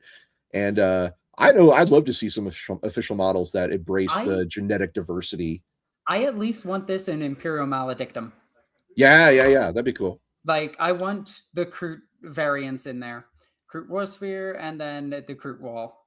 So yeah, the Kroot only have one type of spaceship that I'm aware of, which is the Warsphere. In Battlefleet Gothic Armada, they do have an attack craft. Oh, well, it's like a shuttle? Yeah, but I meant capital ship, sorry. To be clear. They only have the one. Alrighty. So that was a whole bunch of Kroot. All the Kroot that's fit to sprint. Like, there are so many Kroot out there, and they are one of my favorite subspecies of anything in the history of forever. They are a very uniquely 40k creation, which is really cool because 40k is known for, stealing from everything in the history of forever. There are like 3 things that I think are uniquely Warhammer, and that is the Lizardmen, the Kroot, and the Skaven. Yeah, Hawk Utley points out that the Kroot remind him a little bit of the Turians and the Jackals from Mass Effect and Halo. Well, the Turians do have a lot in common, actually. I don't know about the Jackals. I haven't seen them, but yeah, Kroots have a lot of potential. Like they're the one species I could see that has the potential to break away from the Tau and form their own major faction. Yeah. It's entirely possible. Like they're the one thing I imagine ethereals stay up late at night going, man, I hope the Kroot don't realize that we need them more than they need us. Yeah, very much so. But this is a whole thing that we can't escape talking about the Tau when we talk about the Kroot. So this is a slight tangent about the Tau, but I really want there to be a Horus Heresy for the Tau, where it feels like GW has been building up to this for a very long time, and I really want this to be a thing. But I do think that the Kroot would eventually side with the Ethereals at first for saving them, and then they would eventually side with Farsight because they want their freedom, because they realize they're being manipulated. I think there could be a really good like story there. And I love that Farsight is discovering that the machine spirit might actually be a thing. Like that was one of my favorite moments ever in the Farsight novel. Um Oh, I haven't where read that. there's a do you mind well I it would Spoil be it. it'd Go be a ahead. spoiler for everyone, so spoiler warning, skip ahead like 15-20 seconds. But in the book itself, they're trying to stop a capital ship shooting a nova cannon at the planet and blowing it up, right? Because nova cannon. And the commander, one of Farsight's commanders, that's a AI. I can't remember which one it is. Wait, what? It's one of the eight. The AI one that is his commander. I'm sorry, who's commander? Farsight's. Farsight has a commander that's an AI? Yes, he has. There's multiple AI in the Tau, but he has a commander that trained him. That is Obatai. Yeah, Obatai. I And don't in think the book itself, is Obatai an AI? yes, he is. He is Okay. just an AI. He has been dead for a very long time. Okay. So yeah, it's an AI piloting a riptide, and what winds up happening is the Obatai talks to him, and he just goes, "Go far." Like I can't remember the exact words, so my apologies for getting this wrong. But he basically just like looks back at Farsight, tells him to go, and then sacrifices himself, which completely goes against all of his programming in the history of forever. And then like Farsight storms up to a guardsman and is just like, "What the hell is the machine spirit? Why did my commander sacrifice himself?" And it's this really cool moment where Farsight is trying to learn about like he's trying to learn about like the Imperials, where the Ethereals are trying to repress all of that and be like, "No, that's wrong." Farsight is just like, "Yeah, bro, I have a demon sword that's keeping me alive. I don't know what the fuck to believe in anymore." That's wild. I did not know there was an AI in the Tau Riptide. I'll have to check that out. That's Yeah, awesome. there it is. Huh. Good luck reading that name. Oh, Uwu Owo Snuggle Wuggle Nyanya. I got that one. Somebody clip that. Uwu Owo Snuggle Wuggle Nyanya. Just in case you need another take. But yeah, those that's interesting. I didn't know that. So I there is some lore that suggests that Kroot have gods. Yes, but one of them is like Mork, which is weird. Or is Well, it's a book called Liber Xenologus, which I'm not super familiar with. But according to this book, they have gods called Vok and Gamork. Gamork, which is obviously Mork. Gork. Yeah, or well, No, it's Mork. It's Mork. Or Gork. It's Mork No, or it's Mork. Mork. It's Gamork. It's the same. Who knows? It's both of them. Right? And their names are wild. You got Angor Proc, which was like the legendary Kroot hero, the first one that fought the Orcish invasion of their homeworld. There's Grek, who's a mercenary. A guy called Trosk. Gorok is the guy that Caiaphas Cain met. There's one called Garark Krar. What is with these names? It sounds like a Sims name. Like right, how the Sims talk. Shalish Frotege. Goad is apparently one. Lok, Mataba.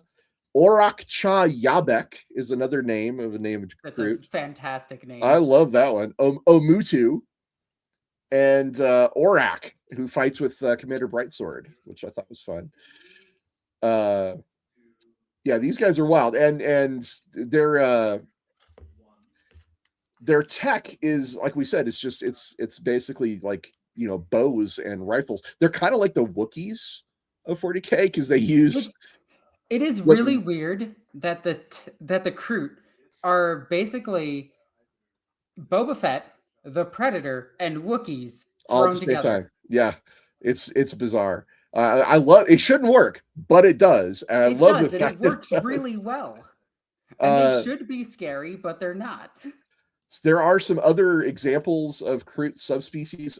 In Black Crusade, actually, we had one called the Kroot, which were basically crocodiles. Mm-hmm. They were Kroot crocodiles in a way, and there were the Kroot worms have been mentioned, which are a devolutionary dead end. It's apparently characterized as diminutive. Ugh, that's a horrible Okay. fate. And something called the 12 leg, which we Uh, don't know much about that. That's from 10th edition. That's the most recent codex mentions the 12 leg as another evolutionary dead huh. end. I mean, that sounds cool, but I actually gotta buy the Tau Codex still, like, and read it. Kroot alphas used to be a thing. They were part of the Dawn of War 1, or yes, one, it was Cronus. Yeah. Dawn of War 1, the Kroot alpha pack was a thing. I mean, I could still see that in the lore. It's just a veteran Kroot squad. Right. And then there's the ones you were talking about, the Silver Skulls encountered, which allowed them to disguise themselves with psychic illusions. Yep. And they could even generate multiple illusions of themselves, which, holy cow, that sounds amazing. The Silver Skulls, it says here, recognized the Kroot with psychic potential, posed a grave threat to the Imperium, and recommended the planet they were encountered on be cleansed. I'm like, yeah, I would also be like, maybe not. Maybe not more of those, please. Yeah.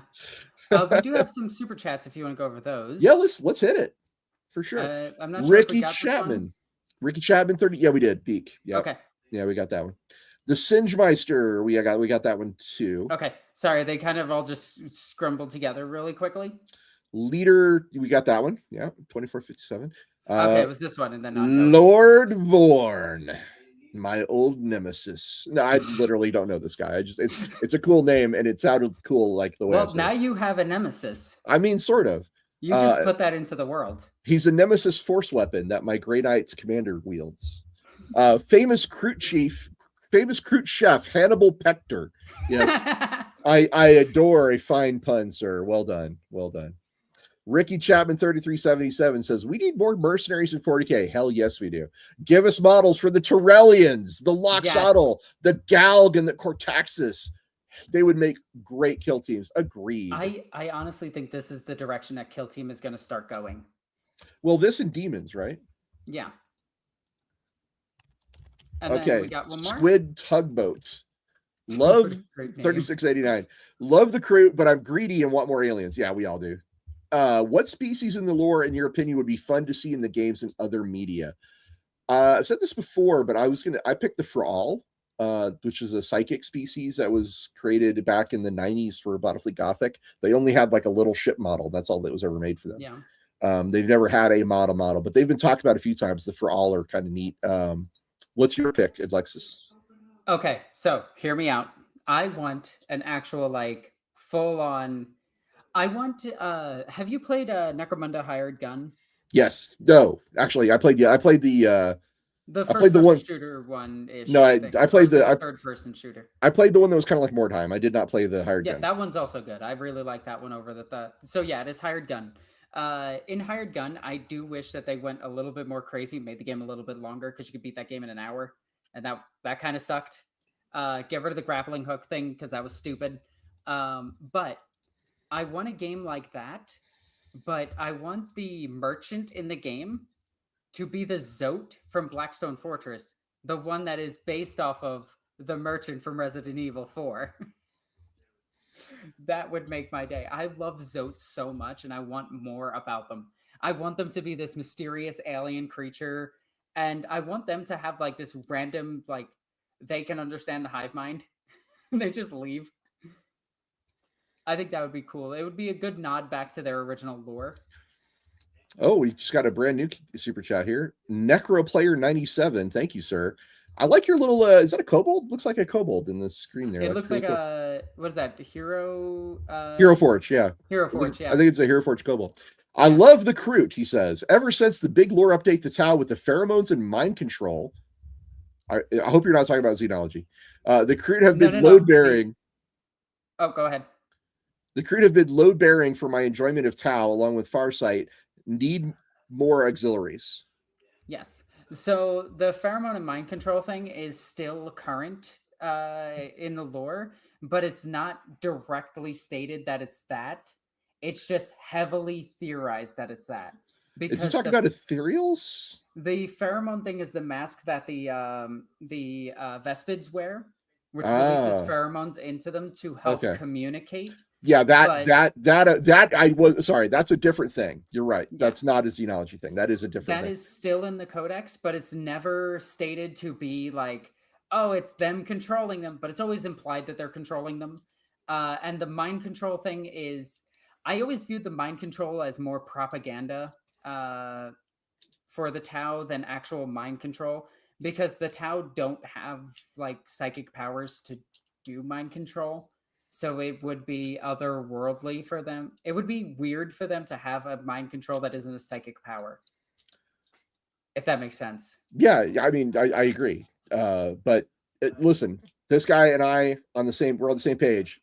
Yeah. Kroot are definitely a big part of why I enjoy the Tau. And Farsight is cool. We need more auxiliaries. He's absolutely correct. 100%. Yes. Totally agree.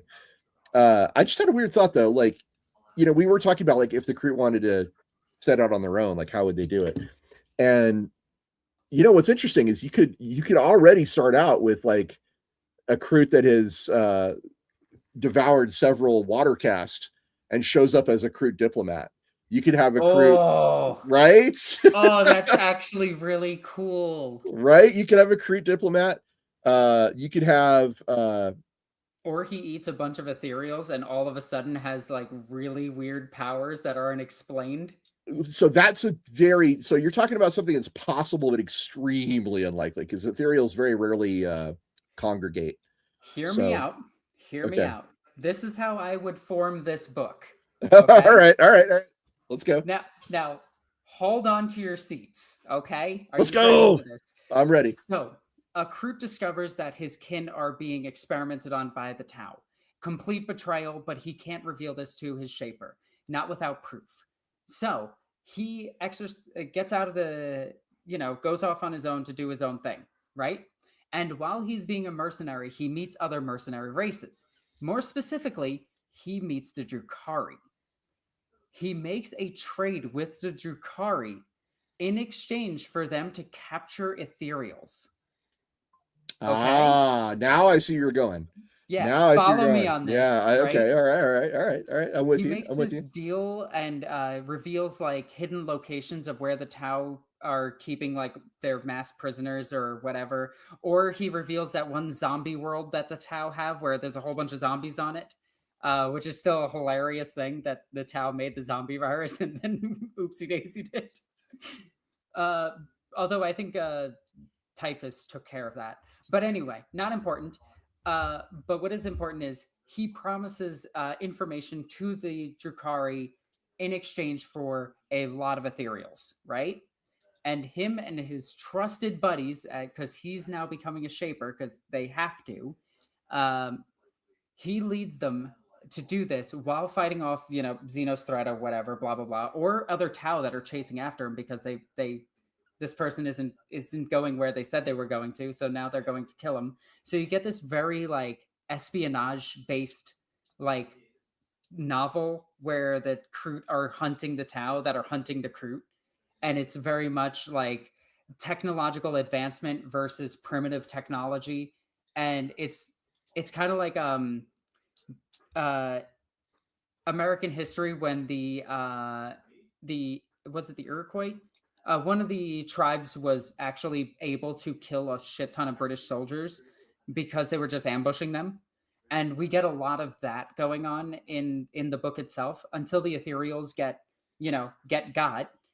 and delivered to this character, which then he eats them, and through that gains the knowledge of what the ethereals were doing to the Kroot themselves, and goes back as a way of freeing like the other Kroot from this. And I think that that would be a badass book. And to make it grim dark, right at the end, right as he's about to like reveal the great secret of the ethereal, boom, gets taken out. Assassinated. Nice. Yeah, By who though? By who kills him? That's it. I would never reveal that. Well, I liked it. It's a great concept. And you know, like we said, they're the most well situated to escape from Yeah, Tau's dominance. It's weird. Like the Tau sometimes are written where it's they're generally a partnership, and sometimes it's generally not a partnership. It can be interesting. I always love the idea that the Tau are just darker than they always appear to be. Like they always appear like with their hands stretched out, like open for peace, with a knife behind their back. Like Maybe. because that's the way I really interpret the Tau in the 40k setting, is that they peace by our means, not by yours. So, talking about things that Kroot could eat that could maybe give them a different thing. So we know that eating orcs makes them tougher and stronger, right? Yes. What about Kroot that eat ogrins? Oh, Right. that's cool. Right. Abhumans, you can eat some ratlings, although I'm not sure they gain a lot from ratlings. Be more like bonbons. You just eat a bunch, like a handful at a time. I mean, I guess I could get better eyesight. Maybe. Yeah. Why is all our stuff missing? That guy over there's been eating ratlings. God damn it. Ogrins would be a fun stop one. eating the rats. Ogrins would be a fun one. There's also these aliens that were shown in Blackstone Fortress called the Urguls. Oh, Urguls would be awesome. Yeah, Urguls are wild. That would be kind of a fun one to see what they could pick up from those guys. There's, you know, what would be sick? Yeah. If they ate mandrakes. Now we're talking. Yeah, although, like the question is that are they physical? First of all, can they be eaten? Second of all, is that not somehow chaos related? No, like it's like it's adjacent, right? It's a chaos adjacent. Yeah, because they're definitely not, Eldar anymore. But I think I have the ultimate weapon. The ultimate Kroot weapon is the ultimate Kroot meal. And the ultimate Emperor? No. I don't think that's feasible. I'm talking about something they could feasibly do. And I think the ultimate Kroot feast would be to show up and devour an entire group of Jakaro. Oh, right. Ooh, okay. All right. No, hold on. Okay. Eating Jakaro. For the chat, what is a Jakaro? Yeah, if you guys don't know, we can explain. I was hoping you would. Okay, a Jakaro. Well, I can. I'm sorry. Go ahead. You can do it. A Jakaro is an orangutan that makes technology instinctually, and they are one of the first races in all of 40k. They were created alongside the orcs and the Eldar to fight against the Necrons. War in heaven. Yeah, depending on the lore, because technically they were also made after it, and then before. It depends on the edition when they write the War in Heaven. But anyway, regardless, they are a specialist Xenos that is really, really, really, really smart, and they can make any technology. They're savants. They're not like they're like an idiot savant. Like they're not actually.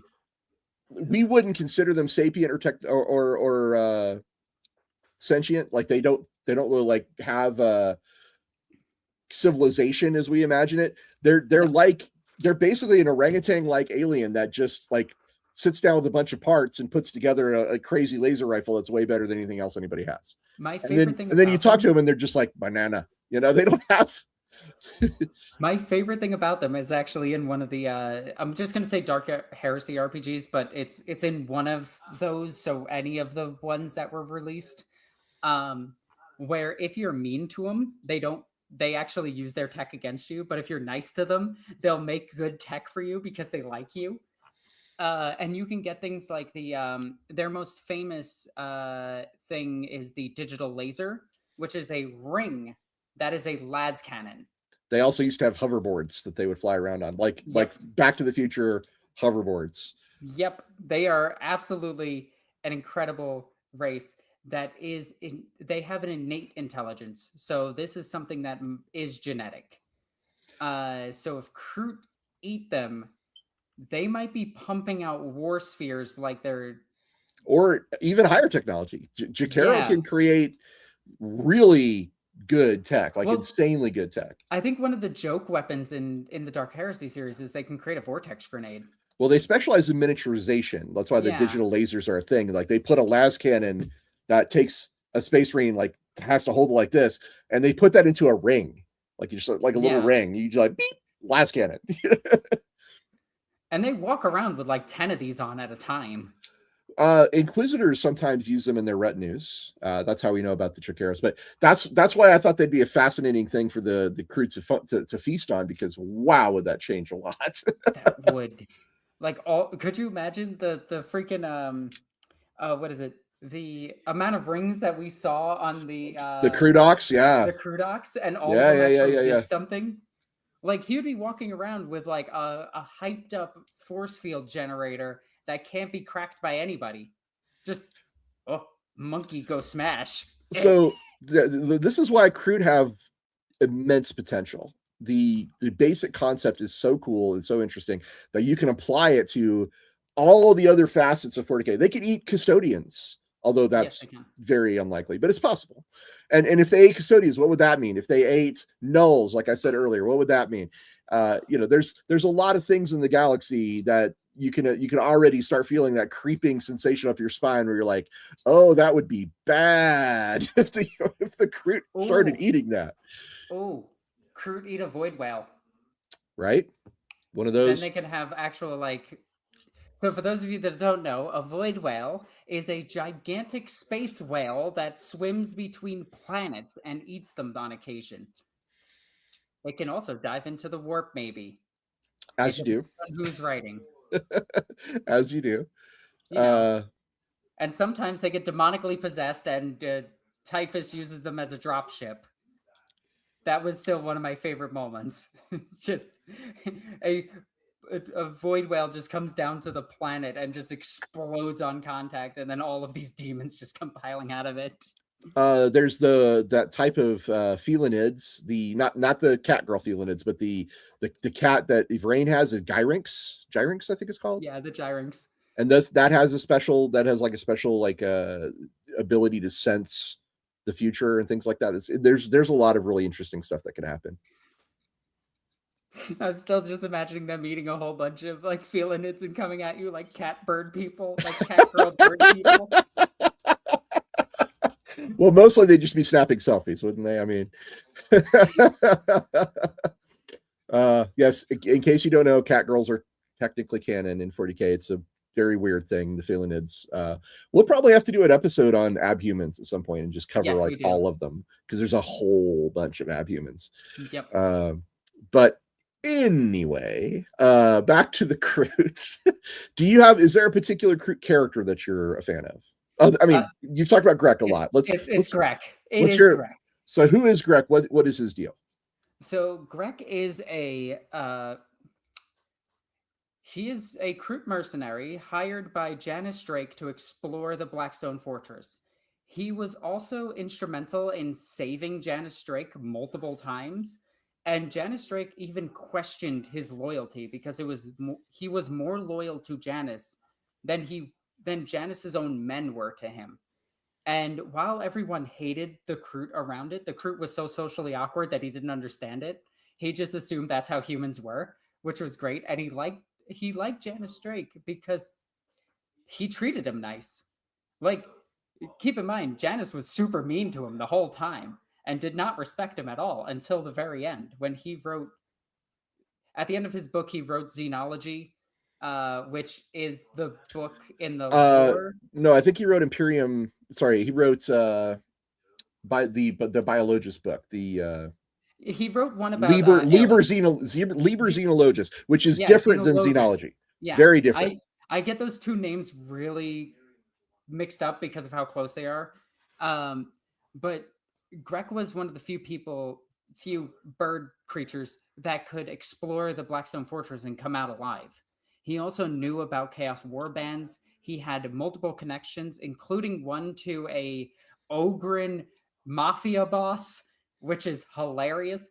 If you haven't read the Blackstone Fortress books, I highly recommend them. They are amazing books, and they are absolutely great. And all of Greg's parts are hilarious.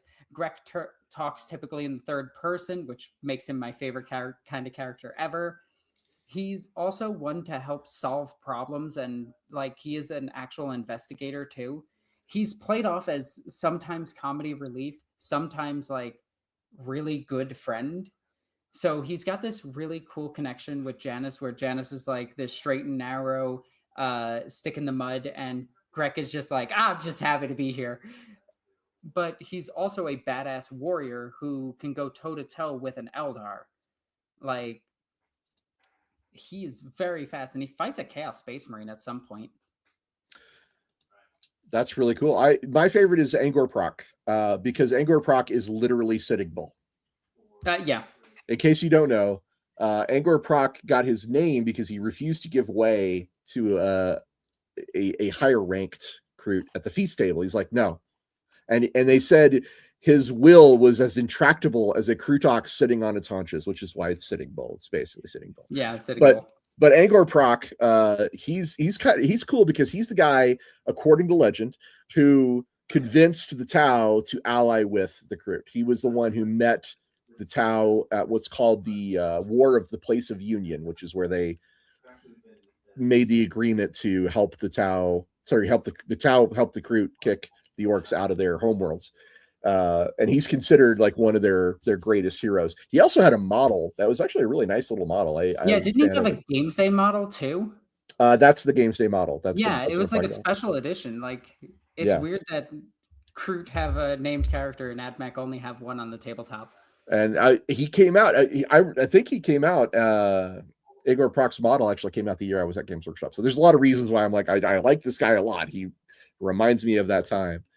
And actually, the Fraal, I got them mixed up a little bit because the Fraal they did have a ship, or they had ships for Battlefleet Gothic, but the one I got them confused with is the Nisisar, and the Nisisar are also a psychic race that work with the Tau, and they have their own. They had the ship model that I was thinking of.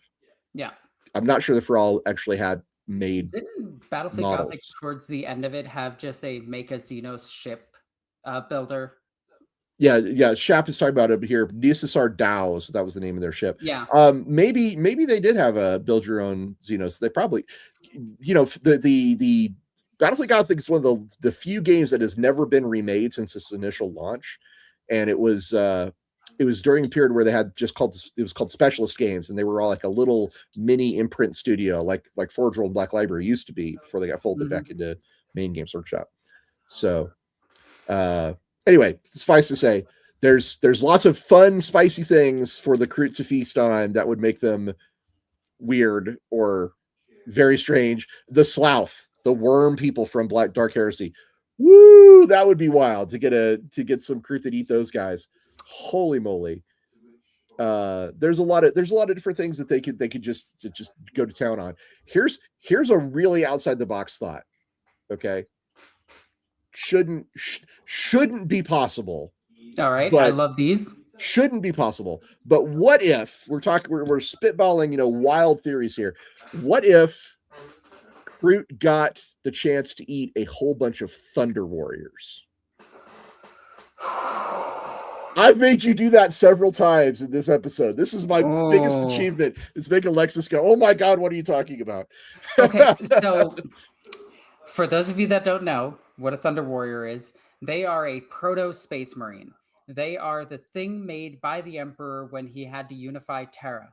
But they were made stronger, but they burn out quicker than Space Marines. Space Marines are the finished product.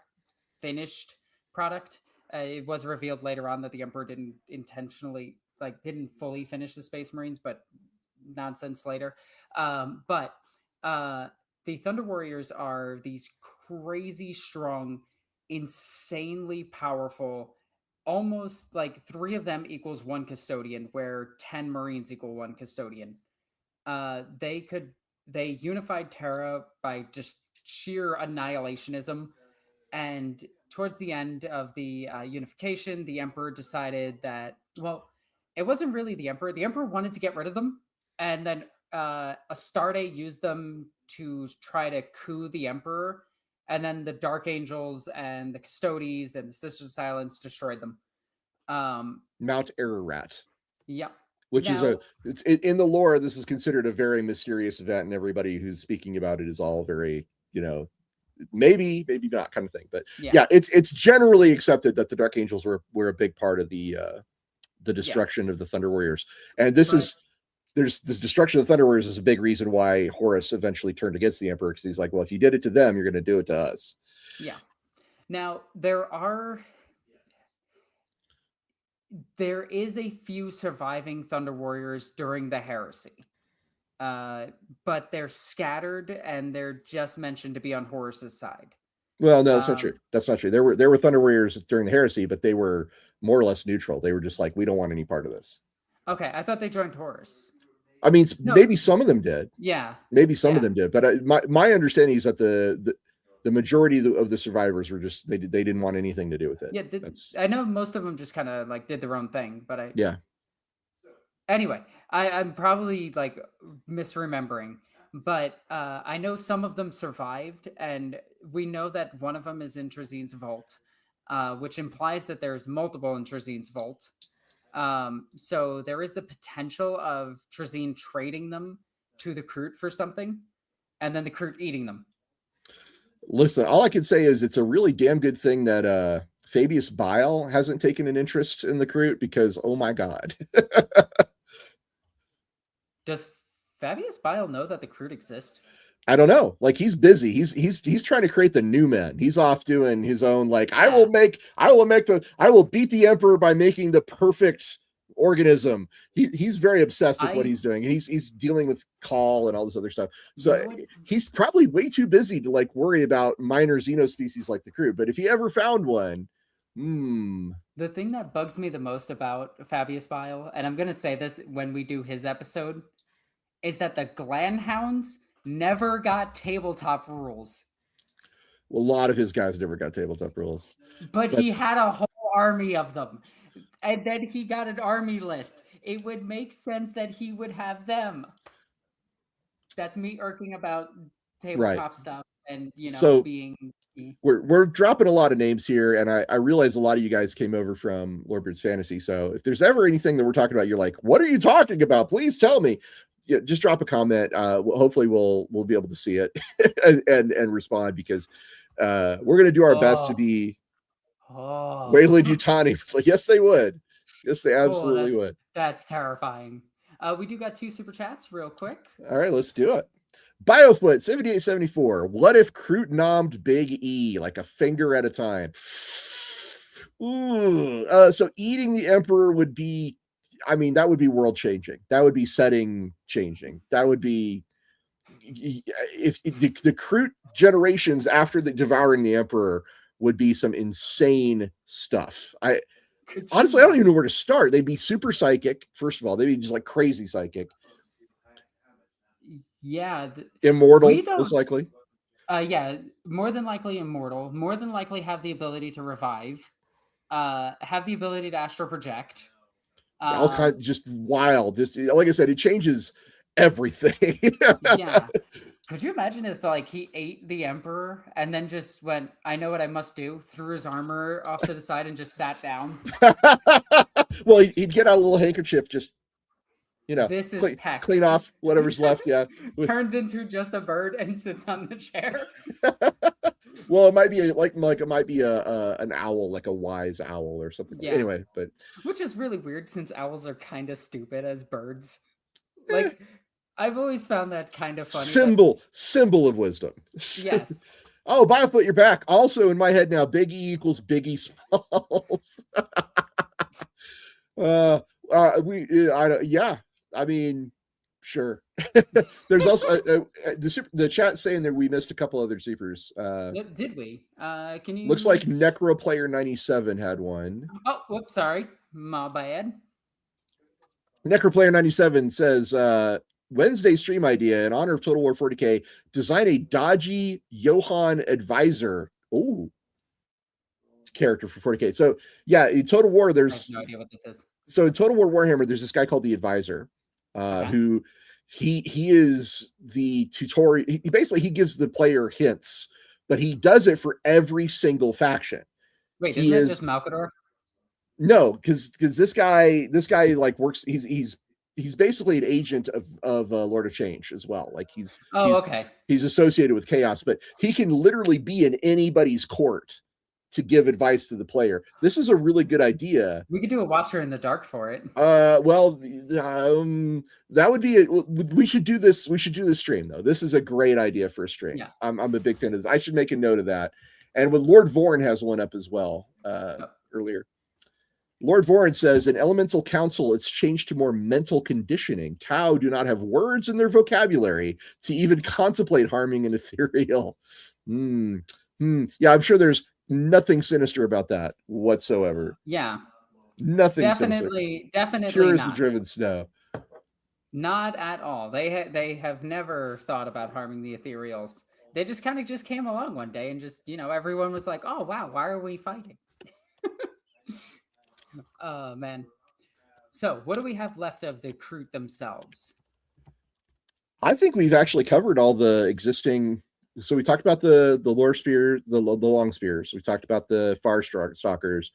We talked about the Krootoxes and the Kroot hounds. We talked a little bit about Narlocks and great Narlocks, which are the T-Rexes. Yeah. We talked a little bit about Kroot hawks. We could go into more detail about shapers if you want, or we could go back to some what ifs, or we could. I do like the what ifs. The what ifs. We could do a lot of those. Okay. Well, strangely enough, this guy, the comment about the advisor, a Kroot would be a pretty good option because they work with just about everybody. They do. Yeah, it would be fun to have a Kroot do it. Strangely enough, a Kroot, because they're everywhere in the galaxy, because they work with just about anybody. Yeah, that's an interesting idea to do that. We specifically put them in the Rogue Trader game because they were fairly ubiquitous and the war seers could go anywhere. That's a whole nother thing is like, does the war sphere have a Guller field? You assume it has to, right? Yeah, right. You'd assume it has to have something. But we don't have any evidence at all, ever, in the history of forever, that Kroot have gotten possessed by chaos. They avoid it. Yeah, like we have a book where Tau get possessed, but we don't have anything that ever says that a Kroot can get possessed. I assume because it's chaos, obviously they can, but I think their inherent avoidance of it makes it so that they don't want, like, they wouldn't get close to it, or they would just kill the person, kill the thing that got possessed. Professor Shep says, if you want to see a game with the Kroot companion, check out Dark Heresy when it comes out, because Rakdi? That's the name of the Kroot, I believe. Is that the name of the Kroot companion? That does look cool. Yeah.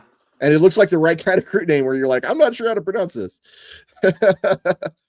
This is a good comment. I mean, chaos can corrupt almost anything. Keyword being almost. Yeah. It was so weird in little tiny tangent.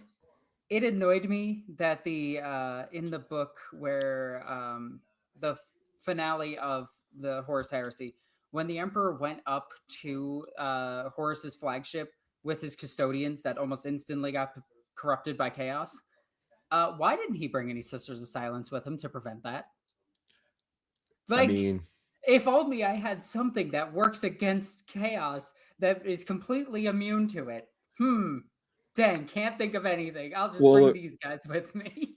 The Sisters, I mean, we'll have to do a whole episode on the Sisters, but Necroplayer 97 has he's a good idea here too. Says a suggestion: put forward some ideas for RPG plot hooks for Kroot characters and potential PCs. So I actually did have one where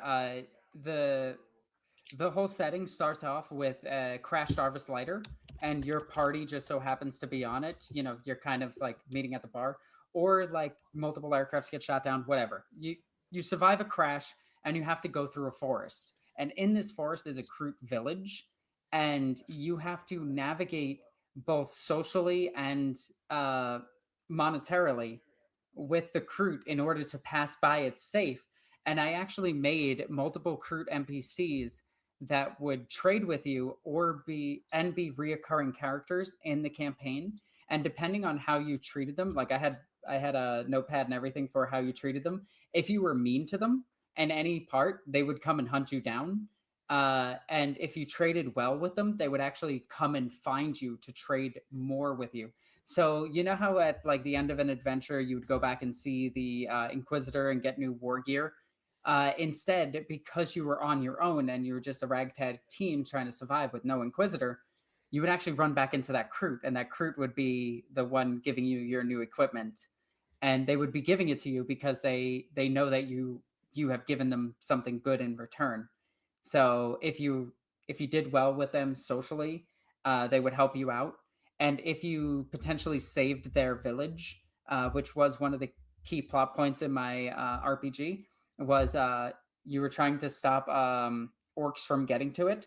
And if you happen to kill the war boss, which one of the missions was to assassinate the war boss, keep in mind this was a small war band. It wasn't like a massive war.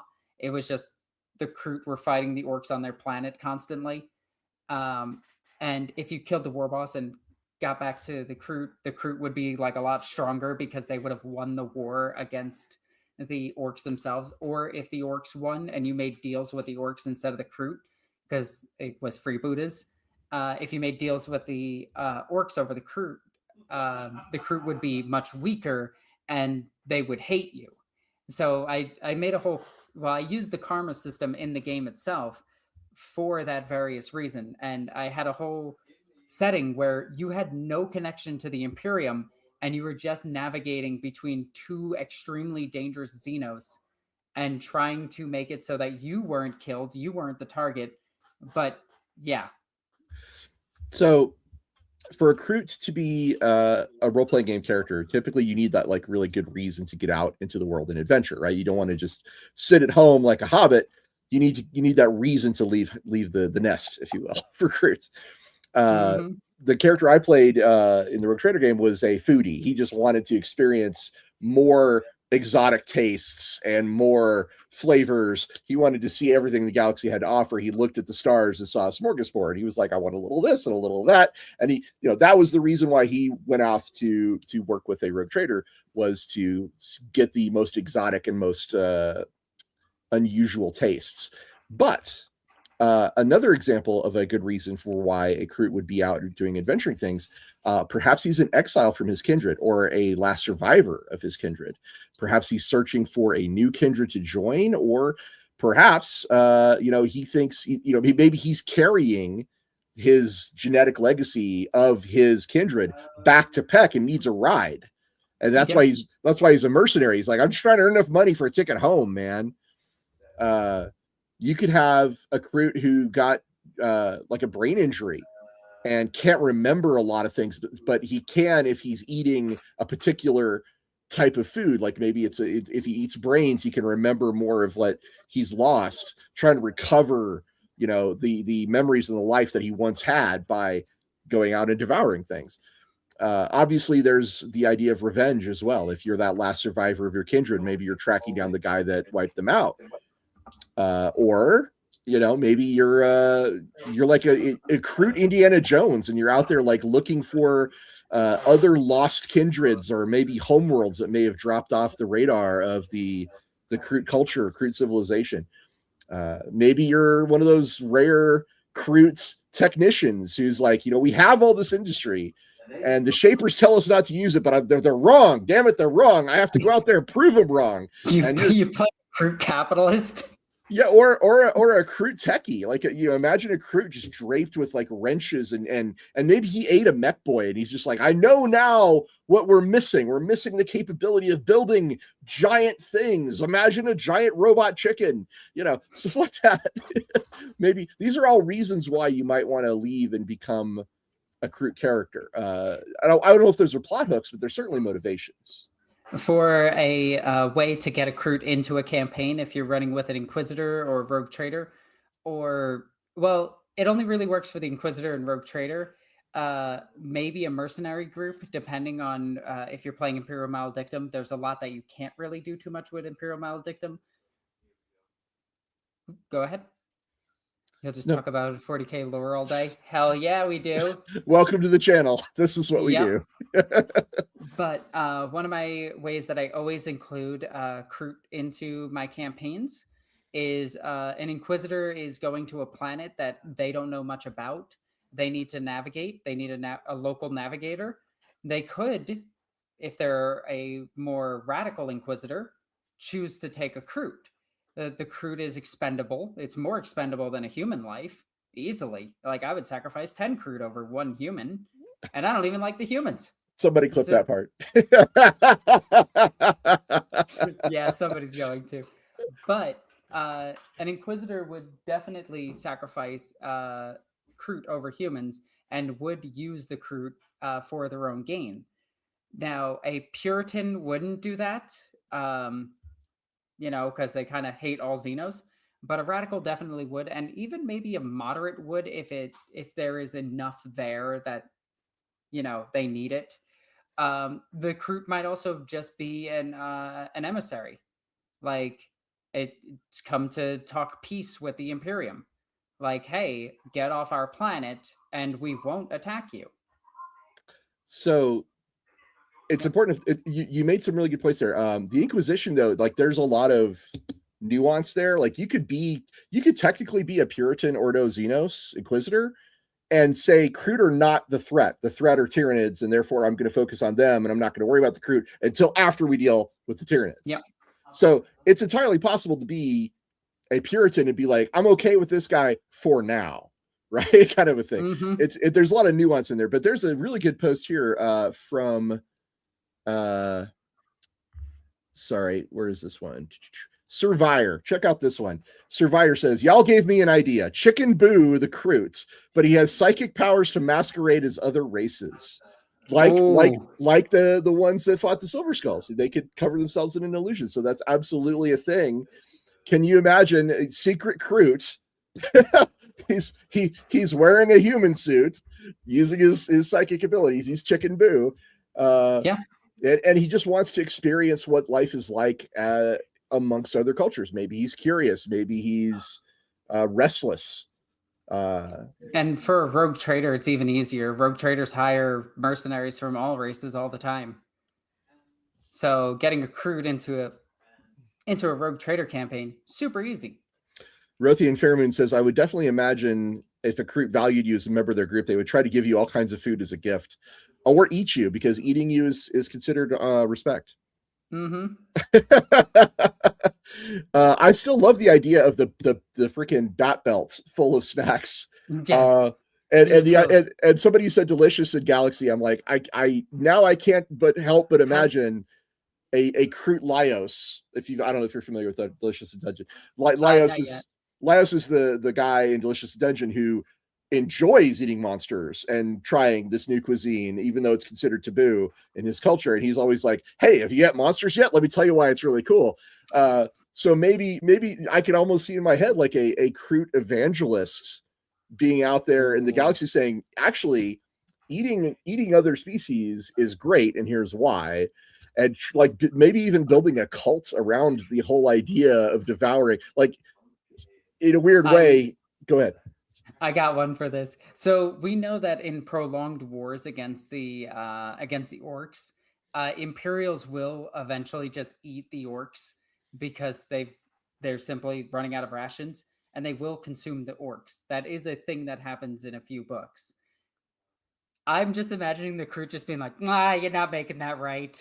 Ah, you're going for all the fatty bits. Well, Yeah, go that for this part. yeah, like You're the flesh shapers are literally butchers. Like they know how to cut the get their prime cuts of you're meat. you're not even eating the eye. What's wrong with you? That's what they're nutritionists and butchers. Uh, Just have a imagine boiled orc head. imagine you're a Kroot mercenary and you work not only for money but for prime cuts of specific meat. And there That are, is actually a thing too. Like if you look at their models, they do have meat hanging from them. I mean, you could certainly find an imperial governor or two who's willing to give you all the grox you want, or maybe even access to his menagerie if you act as his bodyguard, something along those lines. Also, a Kroot, not what are they called? The salesperson.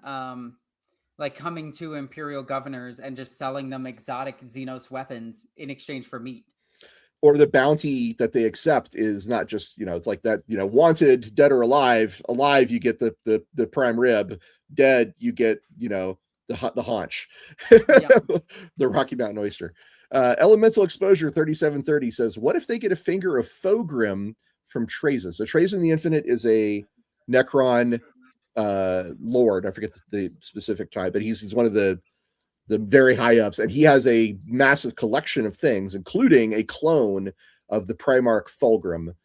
And Primarchs are a thing I don't want to get too far into, but they were demigods. Demigods. They were demigods, and there's a clone of this demigod that Trazyn owns. And so, what would happen if a Kroot ate a finger from Fogrim? Okay, Alexis, what do you think would happen? So I could imagine that the Kroot art would explode. Like their artistry would be really, really, really like expressive at this point. We do know that inherently Fulgrim doesn't fall to chaos, so that's not just part of his genetics. They would get a lot smoother skin and look very, very beautiful for their own kin. Because the Phoenician was quite beautiful. They would become expert duelists, like, and their military, like, they would become smarter because all the Primarchs were geniuses. They would have the ability to analyze data at a near godly level. So they would become a serious threat to the galaxy if they got one Primarch. Like, I think a lot of people forget that Gilliman himself, just being Gilliman, is holding the Imperium together. Yes, that's true. Well, the Area Indomitus is very it's dire. Let's put it that way. The threat is very dire. Now, eating a finger from Fogrim, because the Primarchs are not just flesh; they are also partly warp. I'm not sure how, and remember, it's not like an instant thing. Like they eat it and they instantly become this thing. It would be they have to build it in. They have to have time to digest it, incorporate it into their DNA, and then pass that on to a new generation. Yeah. So there's a time factor involved here, but yeah. So Fulgrim's main thing was he was an Epicurean. He was very interested in art and history. He was a scholar. He was good at forging weapons. He was excellent leader. Fulgrim was damn good at just about everything. So it would be terrifying to see a Kroot warband descended from, or a Kroot kindred. The Phoenix kindred is what I would call it, I think. Yeah, the Phoenix kindred. They become more bird-like for some reason. but like fiery bird. Yeah. I've got a pitch for you though. Oh, okay. I love this. All right. This is definitely outside the box thinking, but Eldar Corsair Prince and his entourage of space pirates includes a Kroot, and they specifically wanted a Kroot to come with him because he needs that he needs that guy in the back who's always sharpening a knife to be like the heavy in the room, because Eldar are a lot of things. Intimidating and imposing is not one. Generally not one of their strengths. So if you're an Eldar pirate prince, a Corsair, you're like, you show up and you want, surrender or else, and you have your Kroot in the back sharpening his bayonet, like, and just licking his lips like, I can't wait to eat you. He would be a great sidekick. But also, You could go the other route. You could say like, okay, the Kroot is not just a mercenary. What if you have a Kroot who's more like a serial killer? What if you have a Kroot who's like lurking in the bowels of a ship, one by one, just picking people off and eating them, and like, and maybe this is one of those Kroot that works a little bit differently, or he's injured in the head, like I talked about earlier, and he's absorbing not just their genetics but their personality as well. Like a little bit, like slowly becoming different people as he eats them through his career in the bowels or of the does ship. the whole Predator thing of hanging trophies. Oh, you could get really grisly. That would be you could either make it a horror movie or a comedy, depends on who's directing the film. But yeah, you could make that a really interesting thing. I like the Corsair thing, because we don't often hear a lot about Eldar Corsairs, and the idea of space pirates in general is just really awesome. And Corsairs would be the ones that would hire Kroot, not Orcs. Orcs would be like, nah, we're good. We don't need another scary guy. Okay, hang on. They might hire the Kroot because the Kroot knows all the languages. That's true. Or he knows, navigational information to get through a particular. It's possible if you're an Orc freebooter that you would have a Kroot. Sure, why not? Yeah. So, also, that you're stronger than them, so if they ever give you beak, you can punch them. Well, that's almost certainly going to happen anyway, because it's an Orc ship. Yes. But generally, a Kroot would be one of the few things I could see hold their own against an Orc. Maybe not an Orc war boss, maybe not a Knob, but like your average crewman, yeah, you could probably be all right. I'm just imagining a Kroot just sleeping at like the feet of like a rogue trader. Nice. Abelard, tuck the Kroot in. Oh my gosh. So we have some comments here. You forgot his teddy bear. Professor Shep says, story of a watercast investigator looking into a trail of mysterious murders, finding the mad Kroot and hunting them down, and the plot is like Predator 2. Make it more noir, like really noir, and I'd absolutely watch this for sure. Hell of a time. That would be really cool. So I think those are some of the more interesting ways you could do a Kroot as a character. Yes, without a doubt. What about you? Have you got some ideas for what you do as a Kroot character? If different? I was a Kroot character to do something differently, I would actually play a really intelligent navigational Kroot.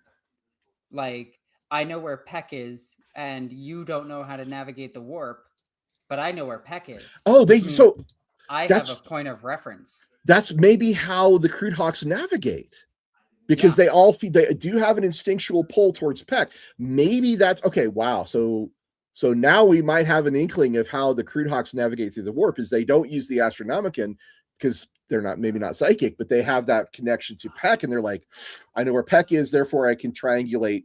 That's something I hadn't thought of until just now. That's really good.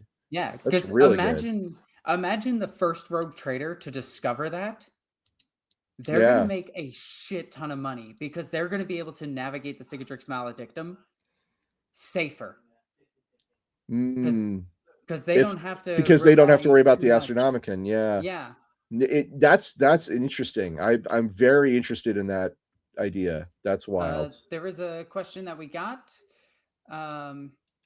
Is Peck alive? Like, is it Kroot itself? I don't. That's an interesting idea. I don't know. I don't think so. I don't think that they've ever talked about it that way, but that's a great idea. That is a great idea. It's a really great idea. Like, we do know that there are some planets that are like a living creature. So the Fenris is one of them. I mean, maybe it has the world spirit, but maybe. The Space Wolves and their relationship with Fenris is a very woo-woo kind of thing. It's very strange. And this goes all the way back to the Horus Heresy, even when they were talking about how Fenris is the source of my psychic power. No, it's the warp. I'm sorry. Nice try though.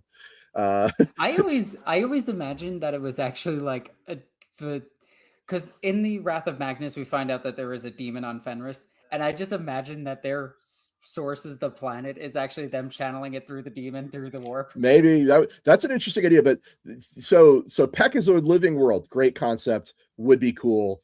This guy, Dragon Magic 647, he says, what happens if a Kroot eats on a navigator? Good question. So navigators are a mutant, and they have a connection to the warp through their warp eye. The first thing I'd want to say is that they would taste it and be like, okay, this is warp corrupted, and we don't want any of that. But the idea of a Kroot with a warp eye is kind of a neat concept, and navigators, of course, are very powerful beings. They have lots of influence in the Imperium. They have their own personal powers. If you look into the warp eye, you die. They are needed and necessary for warp travel, so people tend to protect them. It would be kind of interesting to see what would happen, but I think ultimately I'm going to go on the side of they probably would just spit it out. I think they would. I think they would definitely just reject it because, again, warp corruption. But let's assume that the Shaper orders them to do it. And we get like 5 Kroot Navigators. Hear me out. Now they can navigate the Eye of Terra and Peck. Yeah, Astronomicon and Peck. Yeah, they have 2 points of 2 points of reference. That makes them infinitely better than a navigator. Well, I don't know. Like we're just speculating. We don't know. Again, we know literally nothing. Like maybe it wouldn't make them better. I don't know. Yeah, it might also just make them completely blind and just absolute mutants. Yeah, that's a great question. But I did like this question quite a lot. It's these are the kind of questions that I enjoy too, because they make you think more about the setting. Yeah, because we do know that the Kroot will consume things even if it's against their better judgment if the Shapers order it. Oh, something we didn't talk about. They have a spiritual side to their civilization, to their culture. Oh, yeah, they do. And if the spirits are slain, if the spirits of the slain are consumed when they share the body. This is actually part of Greg's story too. Continue. No, I want it. Let's I haven't read these books, so. So Greg is actually mad at Janice Drake because he won't let him consume the bodies of the fallen Navy. And right. Janice Drake is just like, no, that is heresy. You cannot do that. And he's just like, but then how are their spirits supposed to live on? And Janice is just like, their spirits are with the God Emperor. And there's actually a philosophical debate between the two. And I really, really, really like the actual debate between the two because it's the clash of cultures. Like, we believe that spirits are passed on by eating each other. The Imperium, well, is the Imperium. So, Greg is the guide in the Blackstone Fortress, is what you said, right? Yes. Yeah. Doesn't that mean he has to have been there and maybe eaten some things on the Blackstone Fortress? Yes. See, that's interesting to me. Like, I would want to hear about, like, well, how do you know the things you know? Like, I would want to have a conversation with him where he has to explain to me, well, see, the taste of cinnamon leads me to remember that there were these warp beasts or these fleshy tentacle creatures that live down that hallway. Yeah, I should because that's probably part of it. A lot of the book is just fill in the blank with the actual RPG. So you the actual board game. So you do need to have a little bit of knowledge of the Blackstone Fortress board game. Because, and then characters in the Blackstone Fortress board game don't actually appear in the book at all, which is just weird. But anyway. Face Octopus 4571 asks, are Kroot the ogres of 40K? They're mercenaries that work for everyone, and they're characterized by their eating. Yes. Yeah. I honestly like Kroot better than fantasy ogres. I think it's a more interesting development of that trope. But you're right, they have a lot in common. There's no question about that at all. And it's not necessarily 1-to-1, but it's pretty similar. It's only a little bit off 1-to-1. I mean, if the Kroot were bigger, I'd be like, hell yeah. I think the Kroot are a little bit more developed because they're more an intelligent creature. I mean, ogres are intelligent. They have their own magic and their own language. Yes, but they're always characterized as being dumb ogres. I mean, they're not the smartest, I like my dumb bird people. Well, the Kroot have been, they have an African vibe. They have a Native American vibe. They have an ogres from fantasy vibe. They have a Predator vibe. They have a Jurassic Park vibe. Yeah, a Wookiee vibe. They're a great example of how 40K can take a lot of disconnected ideas and weave them together into something really interesting and compelling. That's one of the things I love the most about the Kroot as an idea. I want more Jurassic Park lizards though. More Jurassic like I want them to have their damn I want them to have the Krootox back. Well, if the Kroot devour the Slith, which we know are a serpentine race, they're serpentine bodyguards that the Drukhari employ, then you could have a lot more reptilian features, or Tyrellians, which are a reptilian race. Yeah. I mean, eating Harlequins in general would be kind of, you'd have some really acrobatic, flippy Kroot. That'd be one way to go. Isn't there like a Medusa character for the Drukhari as well? They have like a weird Medusa being. What are those? What's their deal? I have no. I will admit my lore on the Drukhari is very limited. Well, we talked about this in our tier list. They're one of my least favorite Xenos factions. It's a parasite. The Medusae are parasites. They're little brain things that latch onto the back of somebody's head. Okay, that's what I remember. Yeah, I forgot about those guys. Which is a weird, like the Medusae have a lot of enslaver vibes, which is kind of wild. Yes, don't Exodites have dinos that the Kroot could eat? Yes. Yes, they do. Theoretically, yes. There's and Groks are reptilian. They're basically big lizard cows. So there's that. Micah says, I would like a Kroot to eat a porcupine like animal has spikes everywhere. That's one of those kindreds that she showed. The Thornkin, right? Yeah, here. We'll show it again. The Thornkin. Oh, whoops. I did the wrong zoom in. My apologies. It's not Thornkin. I forget what it's called. But this guy. Look at him. Look at how cute he is. I would pet him. Those are not the Tracker kindred. Those are not the Vulture kindred. No, I think they have a name, but I don't think they'll... Headhunter, Carnivore, Tracker, Hunter. I'm not sure. That's an interesting look. Again, that's what I think you'd get after eating ambles, is something like that. Yes. Eating a bunch of ambles, you'd end up with something kind of like that. That would be kind of wild. And burrowing Kroot, by the way, that would be wicked. The Tau would be like, where are the Kroot? Oh, don't worry, they're coming. They're just underground. They're deep striking. Yeah, they're deep striking from underneath. Also, I want to point out the Porphyron is finished. Hey, the Cassius Knight Porphyron. You know, the Kroot being so feral and being away from technology, with the exception of their starships, that's interesting. But you always go back to the idea of like, well, what would a Kroot X look like? A Kroot tank, a Kroot Titan, a Kroot Knight, a Kroot this, Kroot that. We know they have shuttles. We know they have boarding vessels. They have to have some kind of landing ship. They have to have a drop ship. They have to have a rapid lander. There are things that are missing in the lore that they obviously have. Do you think? Here's a question for you. Do you think the Tau would ever change their opinion of the Kroot? Do you think that the Tau would ever come to change the way they treat Kroot or the way that they see Kroot as these primitive barbarians? Do you think they'd ever be more of a partner and less of a servant race? So my immediate thought is no, because my view of the Tau is a little bit different than a lot of people, because I view the Tau as very sinister. So I'm in the boat of they view them as servants of the greater good, which makes them servants of the Tau, where they're just useful enough, but they're not citizens, if that makes sense. It's like, it's almost on that level where they're always seen as lesser. But I do think that Farsight would view them in a more positive light.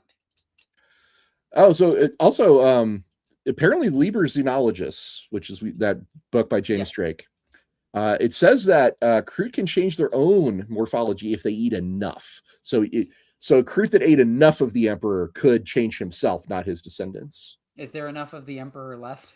That's a good question. Good question. Oh, Professor Sorry, Survivor's got a.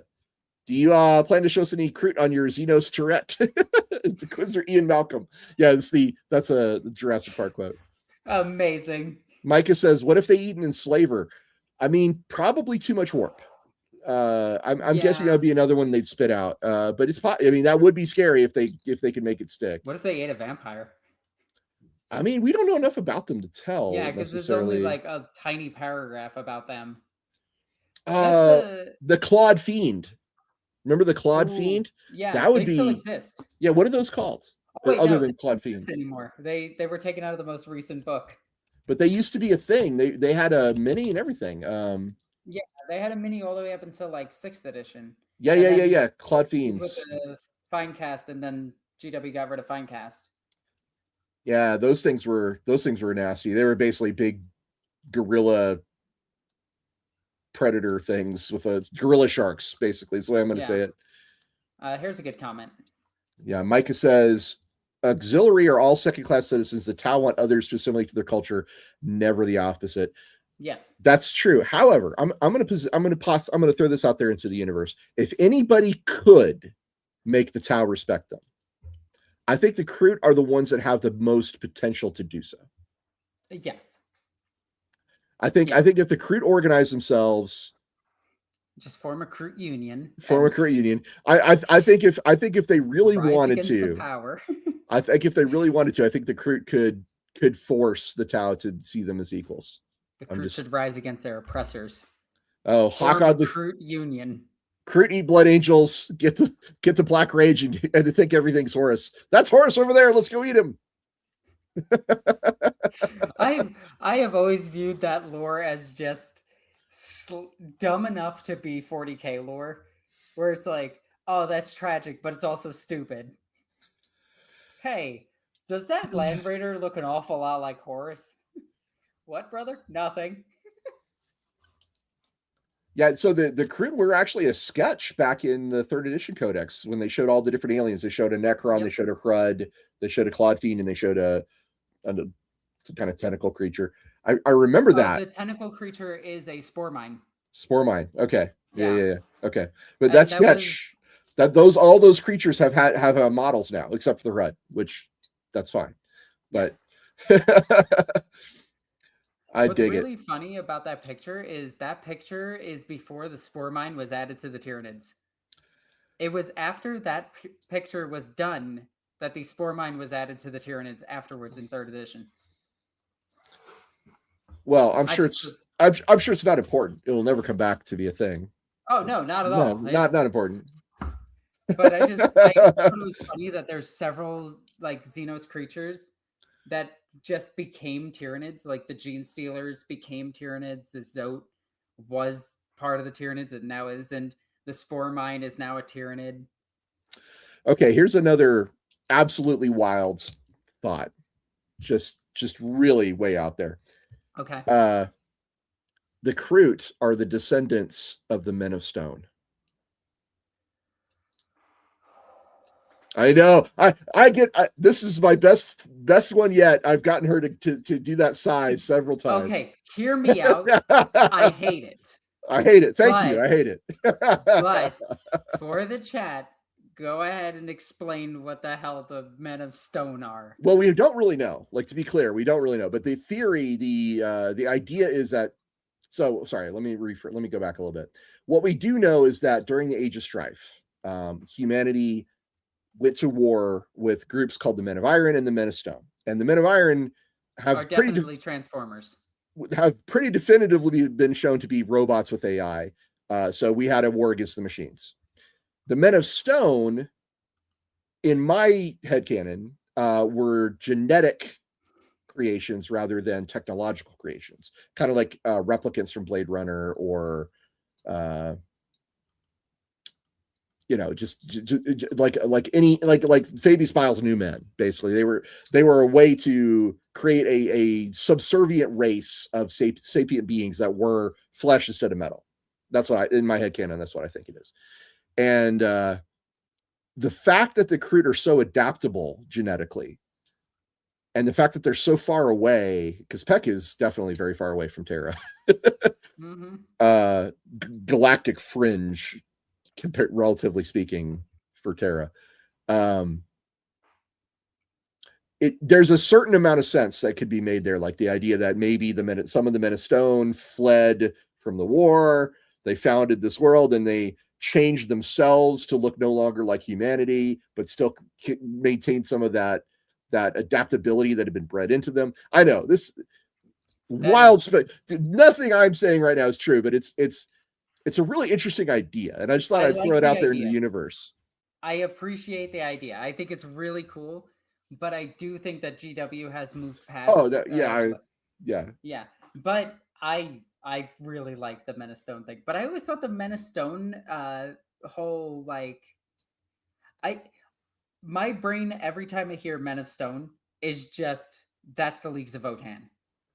I mean, it could be. It certainly could be. Like I just said my head canon out loud, but there's very little to support that. So. No, but I like it. Because we also don't know how old the Kroot are. That's a big thing. We don't know like when they were created. They could be a creation of the old one. Right. And the same guy who told me about the Kroot Hawks being at the core of the Warseers told me that the Tau were uplifted by the Eldar, were like a completely artificial race, which is why their souls don't reflect very well in the warp, and demons don't really care that much about them, and why there's no psychers. And I was like, that sounds really weird to me. Why would the Eldar do that? And he was like, to make a buffer against the Tyranids. And I'm like, I don't know. Like and that lore, to be clear, that's never been published anywhere. It's just something a guy told me one time from Games Workshop, which he may have been, who knows, is it true? I don't know. Like, I'm throwing out like something that was told to me 15 years ago. Exactly. It is fun to speculate. It is. And I love the idea that the origin of the Kroot is very unknown. Same. They probably work better as a weird alien species than as a descendant of a thing that humanity made 10,000 years ago. Yeah. And although the Crusade never ran into them. The Great Crusade? Yeah. I don't think so. But the Crusade also did run into minor Xenos species that were marked for extermination later, where they didn't pose a threat. Yeah, so, and maybe Maybe they did pass by the Kroot at some point. It's possible. Yeah. The Great Crusade went very, very far. It went very far. Very wrong. Well, and some groups never reported back, so who knows? But I do love the idea, though. I'm all for it. Survivor points out, he says, the warp storm around the Tau homeworlds when they were slated to be exterminated was hella sus. Yes, agreed.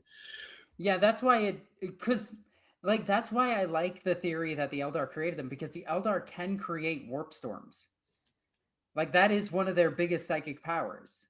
I mean, they did create the Eye of Terror, so... Yeah, see, they're professionals. I mean, it was, if you want to look at it in one way, it's their greatest achievement as a species. Exactly. Oh, any Eldar players out there are like, you son of a bitch. I'm going to get a hate mail now. I love the Eldar, to be clear. They were my first army. But yeah, wow.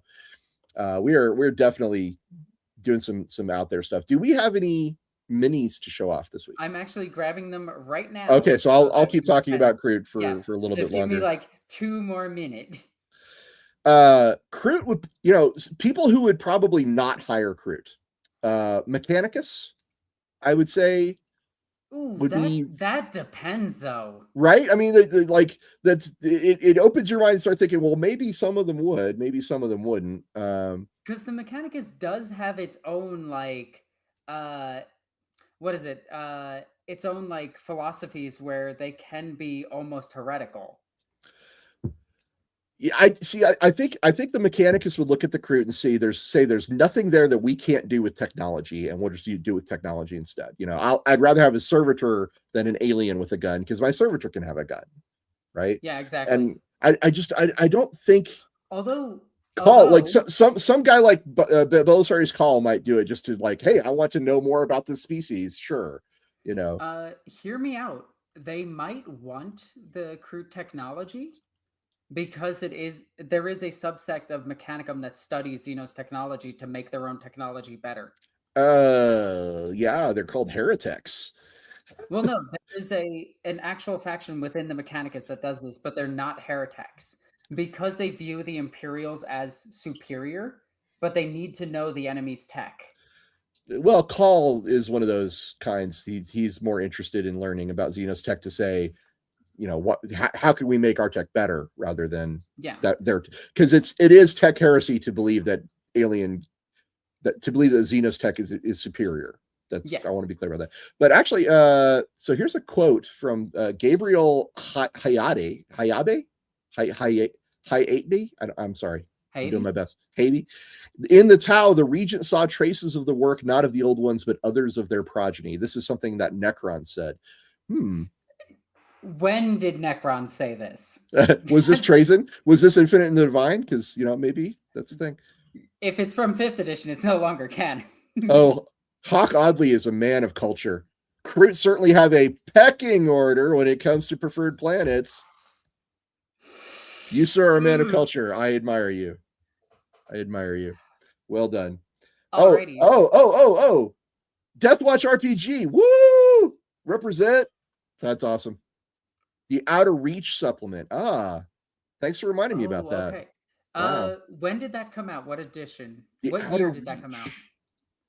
Deathwatch The Outer Reach. Man, that's a long time ago. Because I want to say that was before Necrons really got they were just getting their personalities. So the Outer Reach. Oh wow, that 2012. So 2012 is what, 6th edition? Would have been late 5th, early 6th. Yeah. So I want to say that Necrons were just getting their personality at this point. The reason I don't remember this, thanks for pointing this out, dude. Gabriel, the reason I don't remember this, I didn't work on this one. This actually was a book that came out after I'd left Fantasy Flight. It's one of the very few Deathwatch books I didn't touch.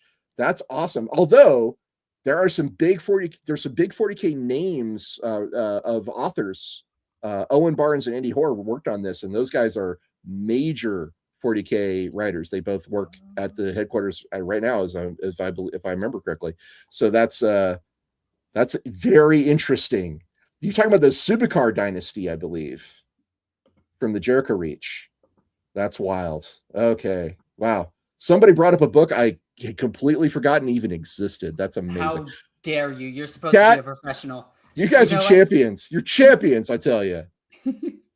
All right, so I got a bunch of pictures from the Lorebeards Discord. If you guys are part of the chat right now, this is your last chance to put something in to get on this week. If not, it's going to get on the next one on Wednesday. So we are going to go ahead and take a look at some amazing miniatures, starting off with the AdMech. Hey. This is done by, and I'm trying to get the names because I opened these all up in a poor order. This is done by Skitari Boy. Oh, hell yeah. And we got a Skitari, this looks like just the Sergeant equivalent. Skitari Boy, the name is apt, apparently. Yes, they really, really like their Skitari, and it makes sense. And this looks really good. Like, I like the desert effect. I like the skull on the base. Always a fan of the skull. Classic. It's red dust, so clearly, Martian. I like that. We'll need to do a whole episode on Skitari at some point because they were transformed greatly over time. Pretty interesting stuff. So yeah, that's a very nice paint job. Like the blue for the energy effects. Yep. This is actually how I kind of do my power swords now. I used to do the lightning effect, but like, oh my god, if I'm doing it for a commission, I do the lightning effect. But if I'm doing it for myself at this point, I just do the dry brush real quick. So I really like these. Skitari Boy, these are what I would call tabletop quality. They look good. I would happily see this on the tabletop. If you want to improve a little bit, I'd say look at the white on his robe there. What you want a more cleaner paint of the cog outline there. That would be like the first place I would start. And if you look at his radium gun there, he's got a little bit of the blue that splashed onto the bottom aspect there. So cleaning up your minis is a pain in the ass. Trust me, it's my least favorite part of the job of painting a mini. But if you want him to pop a little bit more, I would start with maybe looking to see if you can clean up any of those little I think this mistakes is along the a way. great start, Yeah, and agreed. it looks fantastic. Like if I was fighting this on the tabletop, I'd have no problem with it. Agreed. Yeah, it's absolutely tabletop quality. No question about it. And then we got the transatlantic arquebus. Transuranic arquebus. Yes, very cool. These are the sniper rifles. These things are awesome. Yeah, it looks good, man. Looks good. And again, if it looks good out here, that's all that matters. Yep, 1 meter rule. I also love the fact that the AdMech have wooden guns. Like, yeah. That is always like one of my favorite things is they have to go to other planets to import wood to Mars to make their stuff, or their varying Forge worlds. It's the holy pattern. It must be wood because the original ones were wood. Exactly. Alrighty, we got some Emperor's Children. Yeah, these are the obviously not Heresy era, but the new ones. I mean, you can use these for late Heresy. You can. This is done by Wendigo 800. Oh, Wendigo, you're back. Nice. I love this. The airbrushing on this is really good. Colors look amazing. Well done. Yeah, you gotta the bases are unfinished, which is an issue, and the color scheme. How dare you? We told you last week that we do all of your base. I'm sorry. I know. Listen, I was at one point at least one games day, I was a Golden Demon judge, and they had to like. Anyway, sorry. So there's the other thing I would say here is that the color you chosen for their legs, and this is the reason I bring up the bases, really blends in with the base as they currently are. So that's the issue I have with like the color of the base is the color of the leg is almost the same color, and it just kind of flows. It kind of flows right into it. I do. Oh, look at that! Yeah, the little green. You can see it actually going along with the lean of his leg. Yeah, that's incredible. Some more washing, and this will be like really nice. Like this looks like probably the way that I'm gonna do my Emperor's Children. I tried to sell off my Emperor's Children today, and they didn't sell, so I guess I'm stuck with them. But I have 2,200 points of Emperor's Children, and I need an airbrush so badly to do the pink because pink is one of the most irritating colors because you have to hand paint it. Can I bring up a question about Kroot really quick? Yeah. So, Man Like Pegasus asks, lore-wise, would a Kroot mercenary work as a class in Darktide? Yes, because the characters in Darktide are hired by an Inquisitor, and an Inquisitor could just say, deal with it. This is an alien that's okay. So, yes, absolutely. Also, they would work as the sniper class. Alexis is thinking of the exiled Xenorites. I was. I don't know. Wendigo, your colors on these Emperor's Children are fantastic. If I could get you to paint my Emperor's Children for Heresy, I would do it because they look great. I love the start of this. The pink purple. Yeah, the pink and purple. Ooh. Are these Forge Fiends? These are these are going to be Mauler Fiends because it is Emperor's Children. And for some reason, GW was like, "Oh, you can't have Forge Fiends because you have the Noise Breeds, and if you didn't have the Noise Breeds, we'd give you Forge Fiends, and we hate you." Strictly to me. They wrote that in a pamphlet and handed it to me. Anytime GW nerfs anything that I like, it is a handwritten letter by John Warhammer. The bronze, the metal is very clean. Good job on that. These things, I actually charge an arm and a leg to paint these.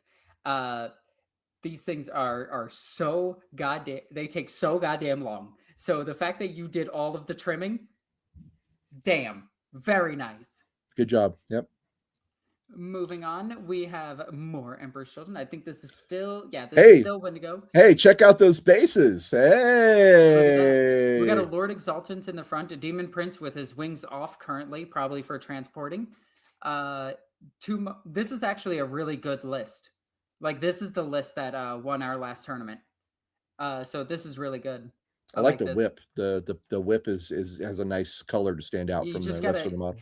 You really got to hit that with the nene as well, you know? Oh.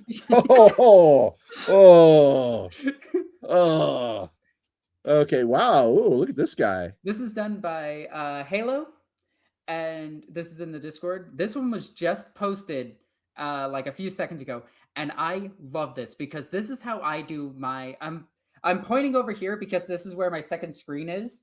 It's over there. And so that's where I'm going to point, not here. But But this is how I do my poxwalkers. I do them bloody and like just fresh, where they look like they're still falling apart as they're coming towards you, and still have that sinister grin. Because this is what I want when it comes to like the horror of Nurgle. I absolutely think this is terrific. that's a top tier Poxwalker. Well done. Yeah. Also, look, base work. Hey. And then Oh. I want to tell you the horror story of trying to run 18 of these things when Slaanesh list was like meta. It's a Seeker, isn't it? Seeker Slaanesh? This is a Fiend of Slaanesh. Fiend of Slaanesh, sorry. Fiend. Yeah, okay. These things' arms, I've cut them slightly lower and tucked their arms in now because their arms are all the way out here. Like they want to give things hugs, which is, part of their rules and everything. But oh my God, do they break if you look at them. So the fact that you have this together without a break on it, incredibly impressive.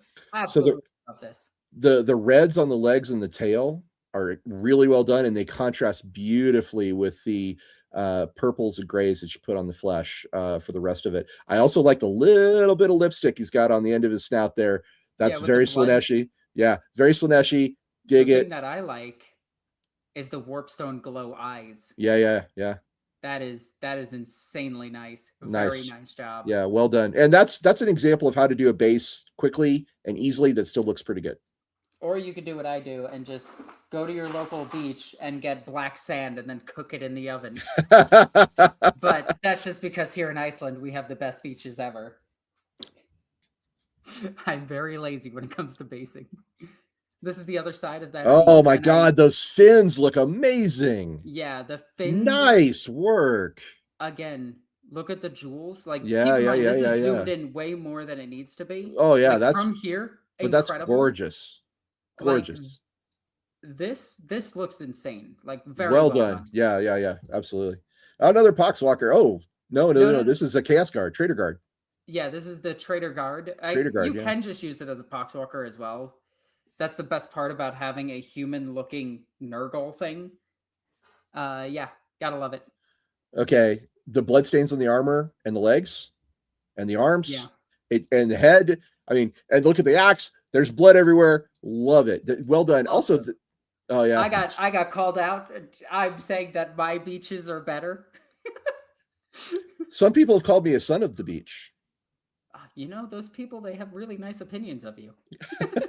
I like the base work on this a lot. That is exactly the kind of base I'd like to see on that model.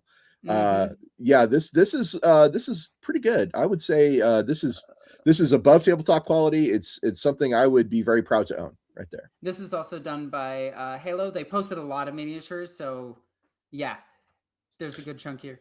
Halo is Haunted. This is name on chat here. So okay.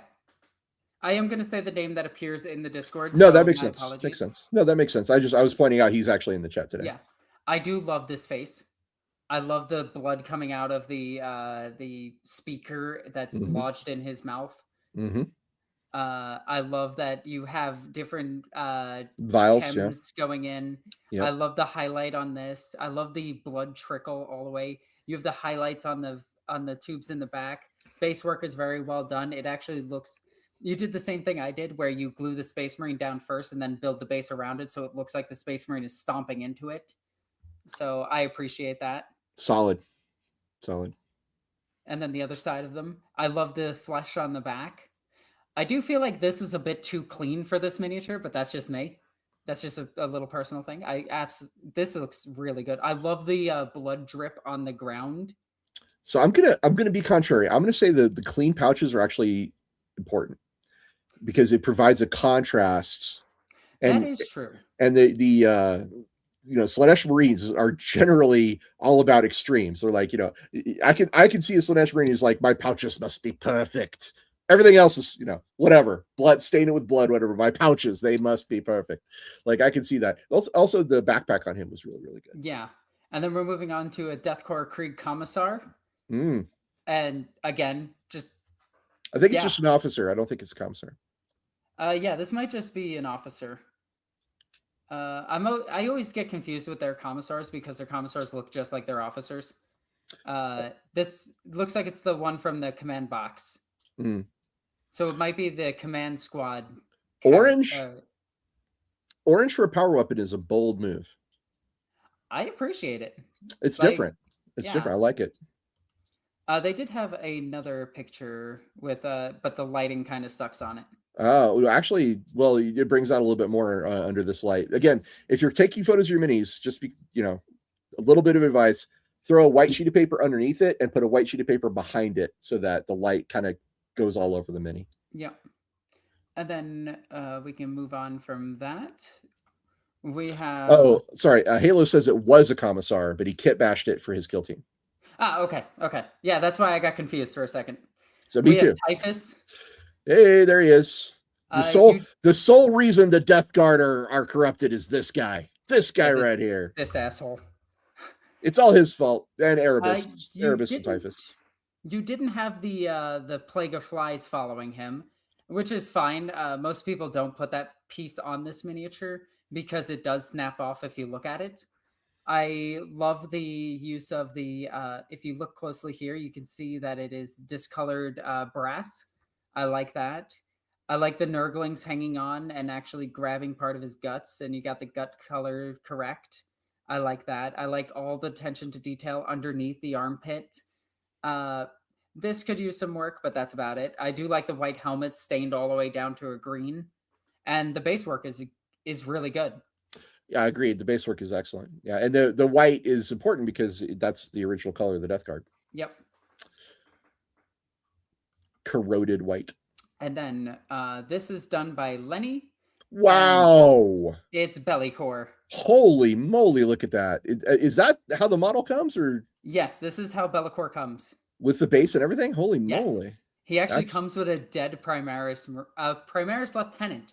More specifically, because when GW was at the height of releasing lieutenants, they released the helmet of this one as a straight up picture, and people got mad at it, and then it was Bellicore's base. Huh. Wow, that's a busy ass model, but it looks great. Well done. I love Bellicore. I love that he's like so arrogant and has all this stuff and all these trophies. He's drip. He is completely filled with drip. Look at that. And you can see like he Laurels has of Victory. Laurels of Victory. He Servo has skull. Multiple skulls. Yeah. The Primaris Space Marine head right there. This looks great. I like the sword. The sword looks awesome. That's good color work right there. Yeah. Really good. Okay, can you show me the chest a little bit? Can you zoom just really quick on the chest there? That's well-defined musculature. Yeah, he's got 3 tones in here. Halo did post one more picture, and I'm gonna grab that, and that's gonna be it. It is just the same guy, but 3 tones. This is a flawless blade, and damn, does this look good? That looks flawless. I love me some abs. I love the highlighted abs. I love the highlighted muscles. Have you seen K-pop Demon Hunters yet? I'm waiting. I've seen a good chunk of it, but I'm waiting to watch it with a friend. Okay, fair enough. But yes, it does look like a K-pop Demon Hunter. It's great. Well, no, there's a thing about abs in that movie. Anyway, this is great. I love this is great. Yeah. You should be entering this into the painting competitions, my friend. Yep. And then we got the side view. You put a decal on the side of it, which is really nice. You don't see the outline of it. That's the Palatine Aquila. Yeah. They're the original livery or heraldry, I should say, of the Emperor's Children. This is incredible. This is really well done. Alrighty. So that is the end of all of the miniatures that we are showcasing this week. You guys did a fantastic job. Like I am always blown away by people's miniatures, and I swear people just keep getting better and better. And there's always something new to like check out and see. And even miniatures that I have painted long ago, if somebody paints it like differently, I want to go back and like finish work that I've done on other miniatures. So it's a real inspiration for me as well, because now I have a relatively big model that I need to paint. But if you guys do want to see your miniatures get featured on the Lorebeards episodes, you have to join our Discord, which I forget how to do because I am very Discord illiterate. And in the forums for miniature mini posting, you post your miniatures, and we will try to grab the ones that we can grab.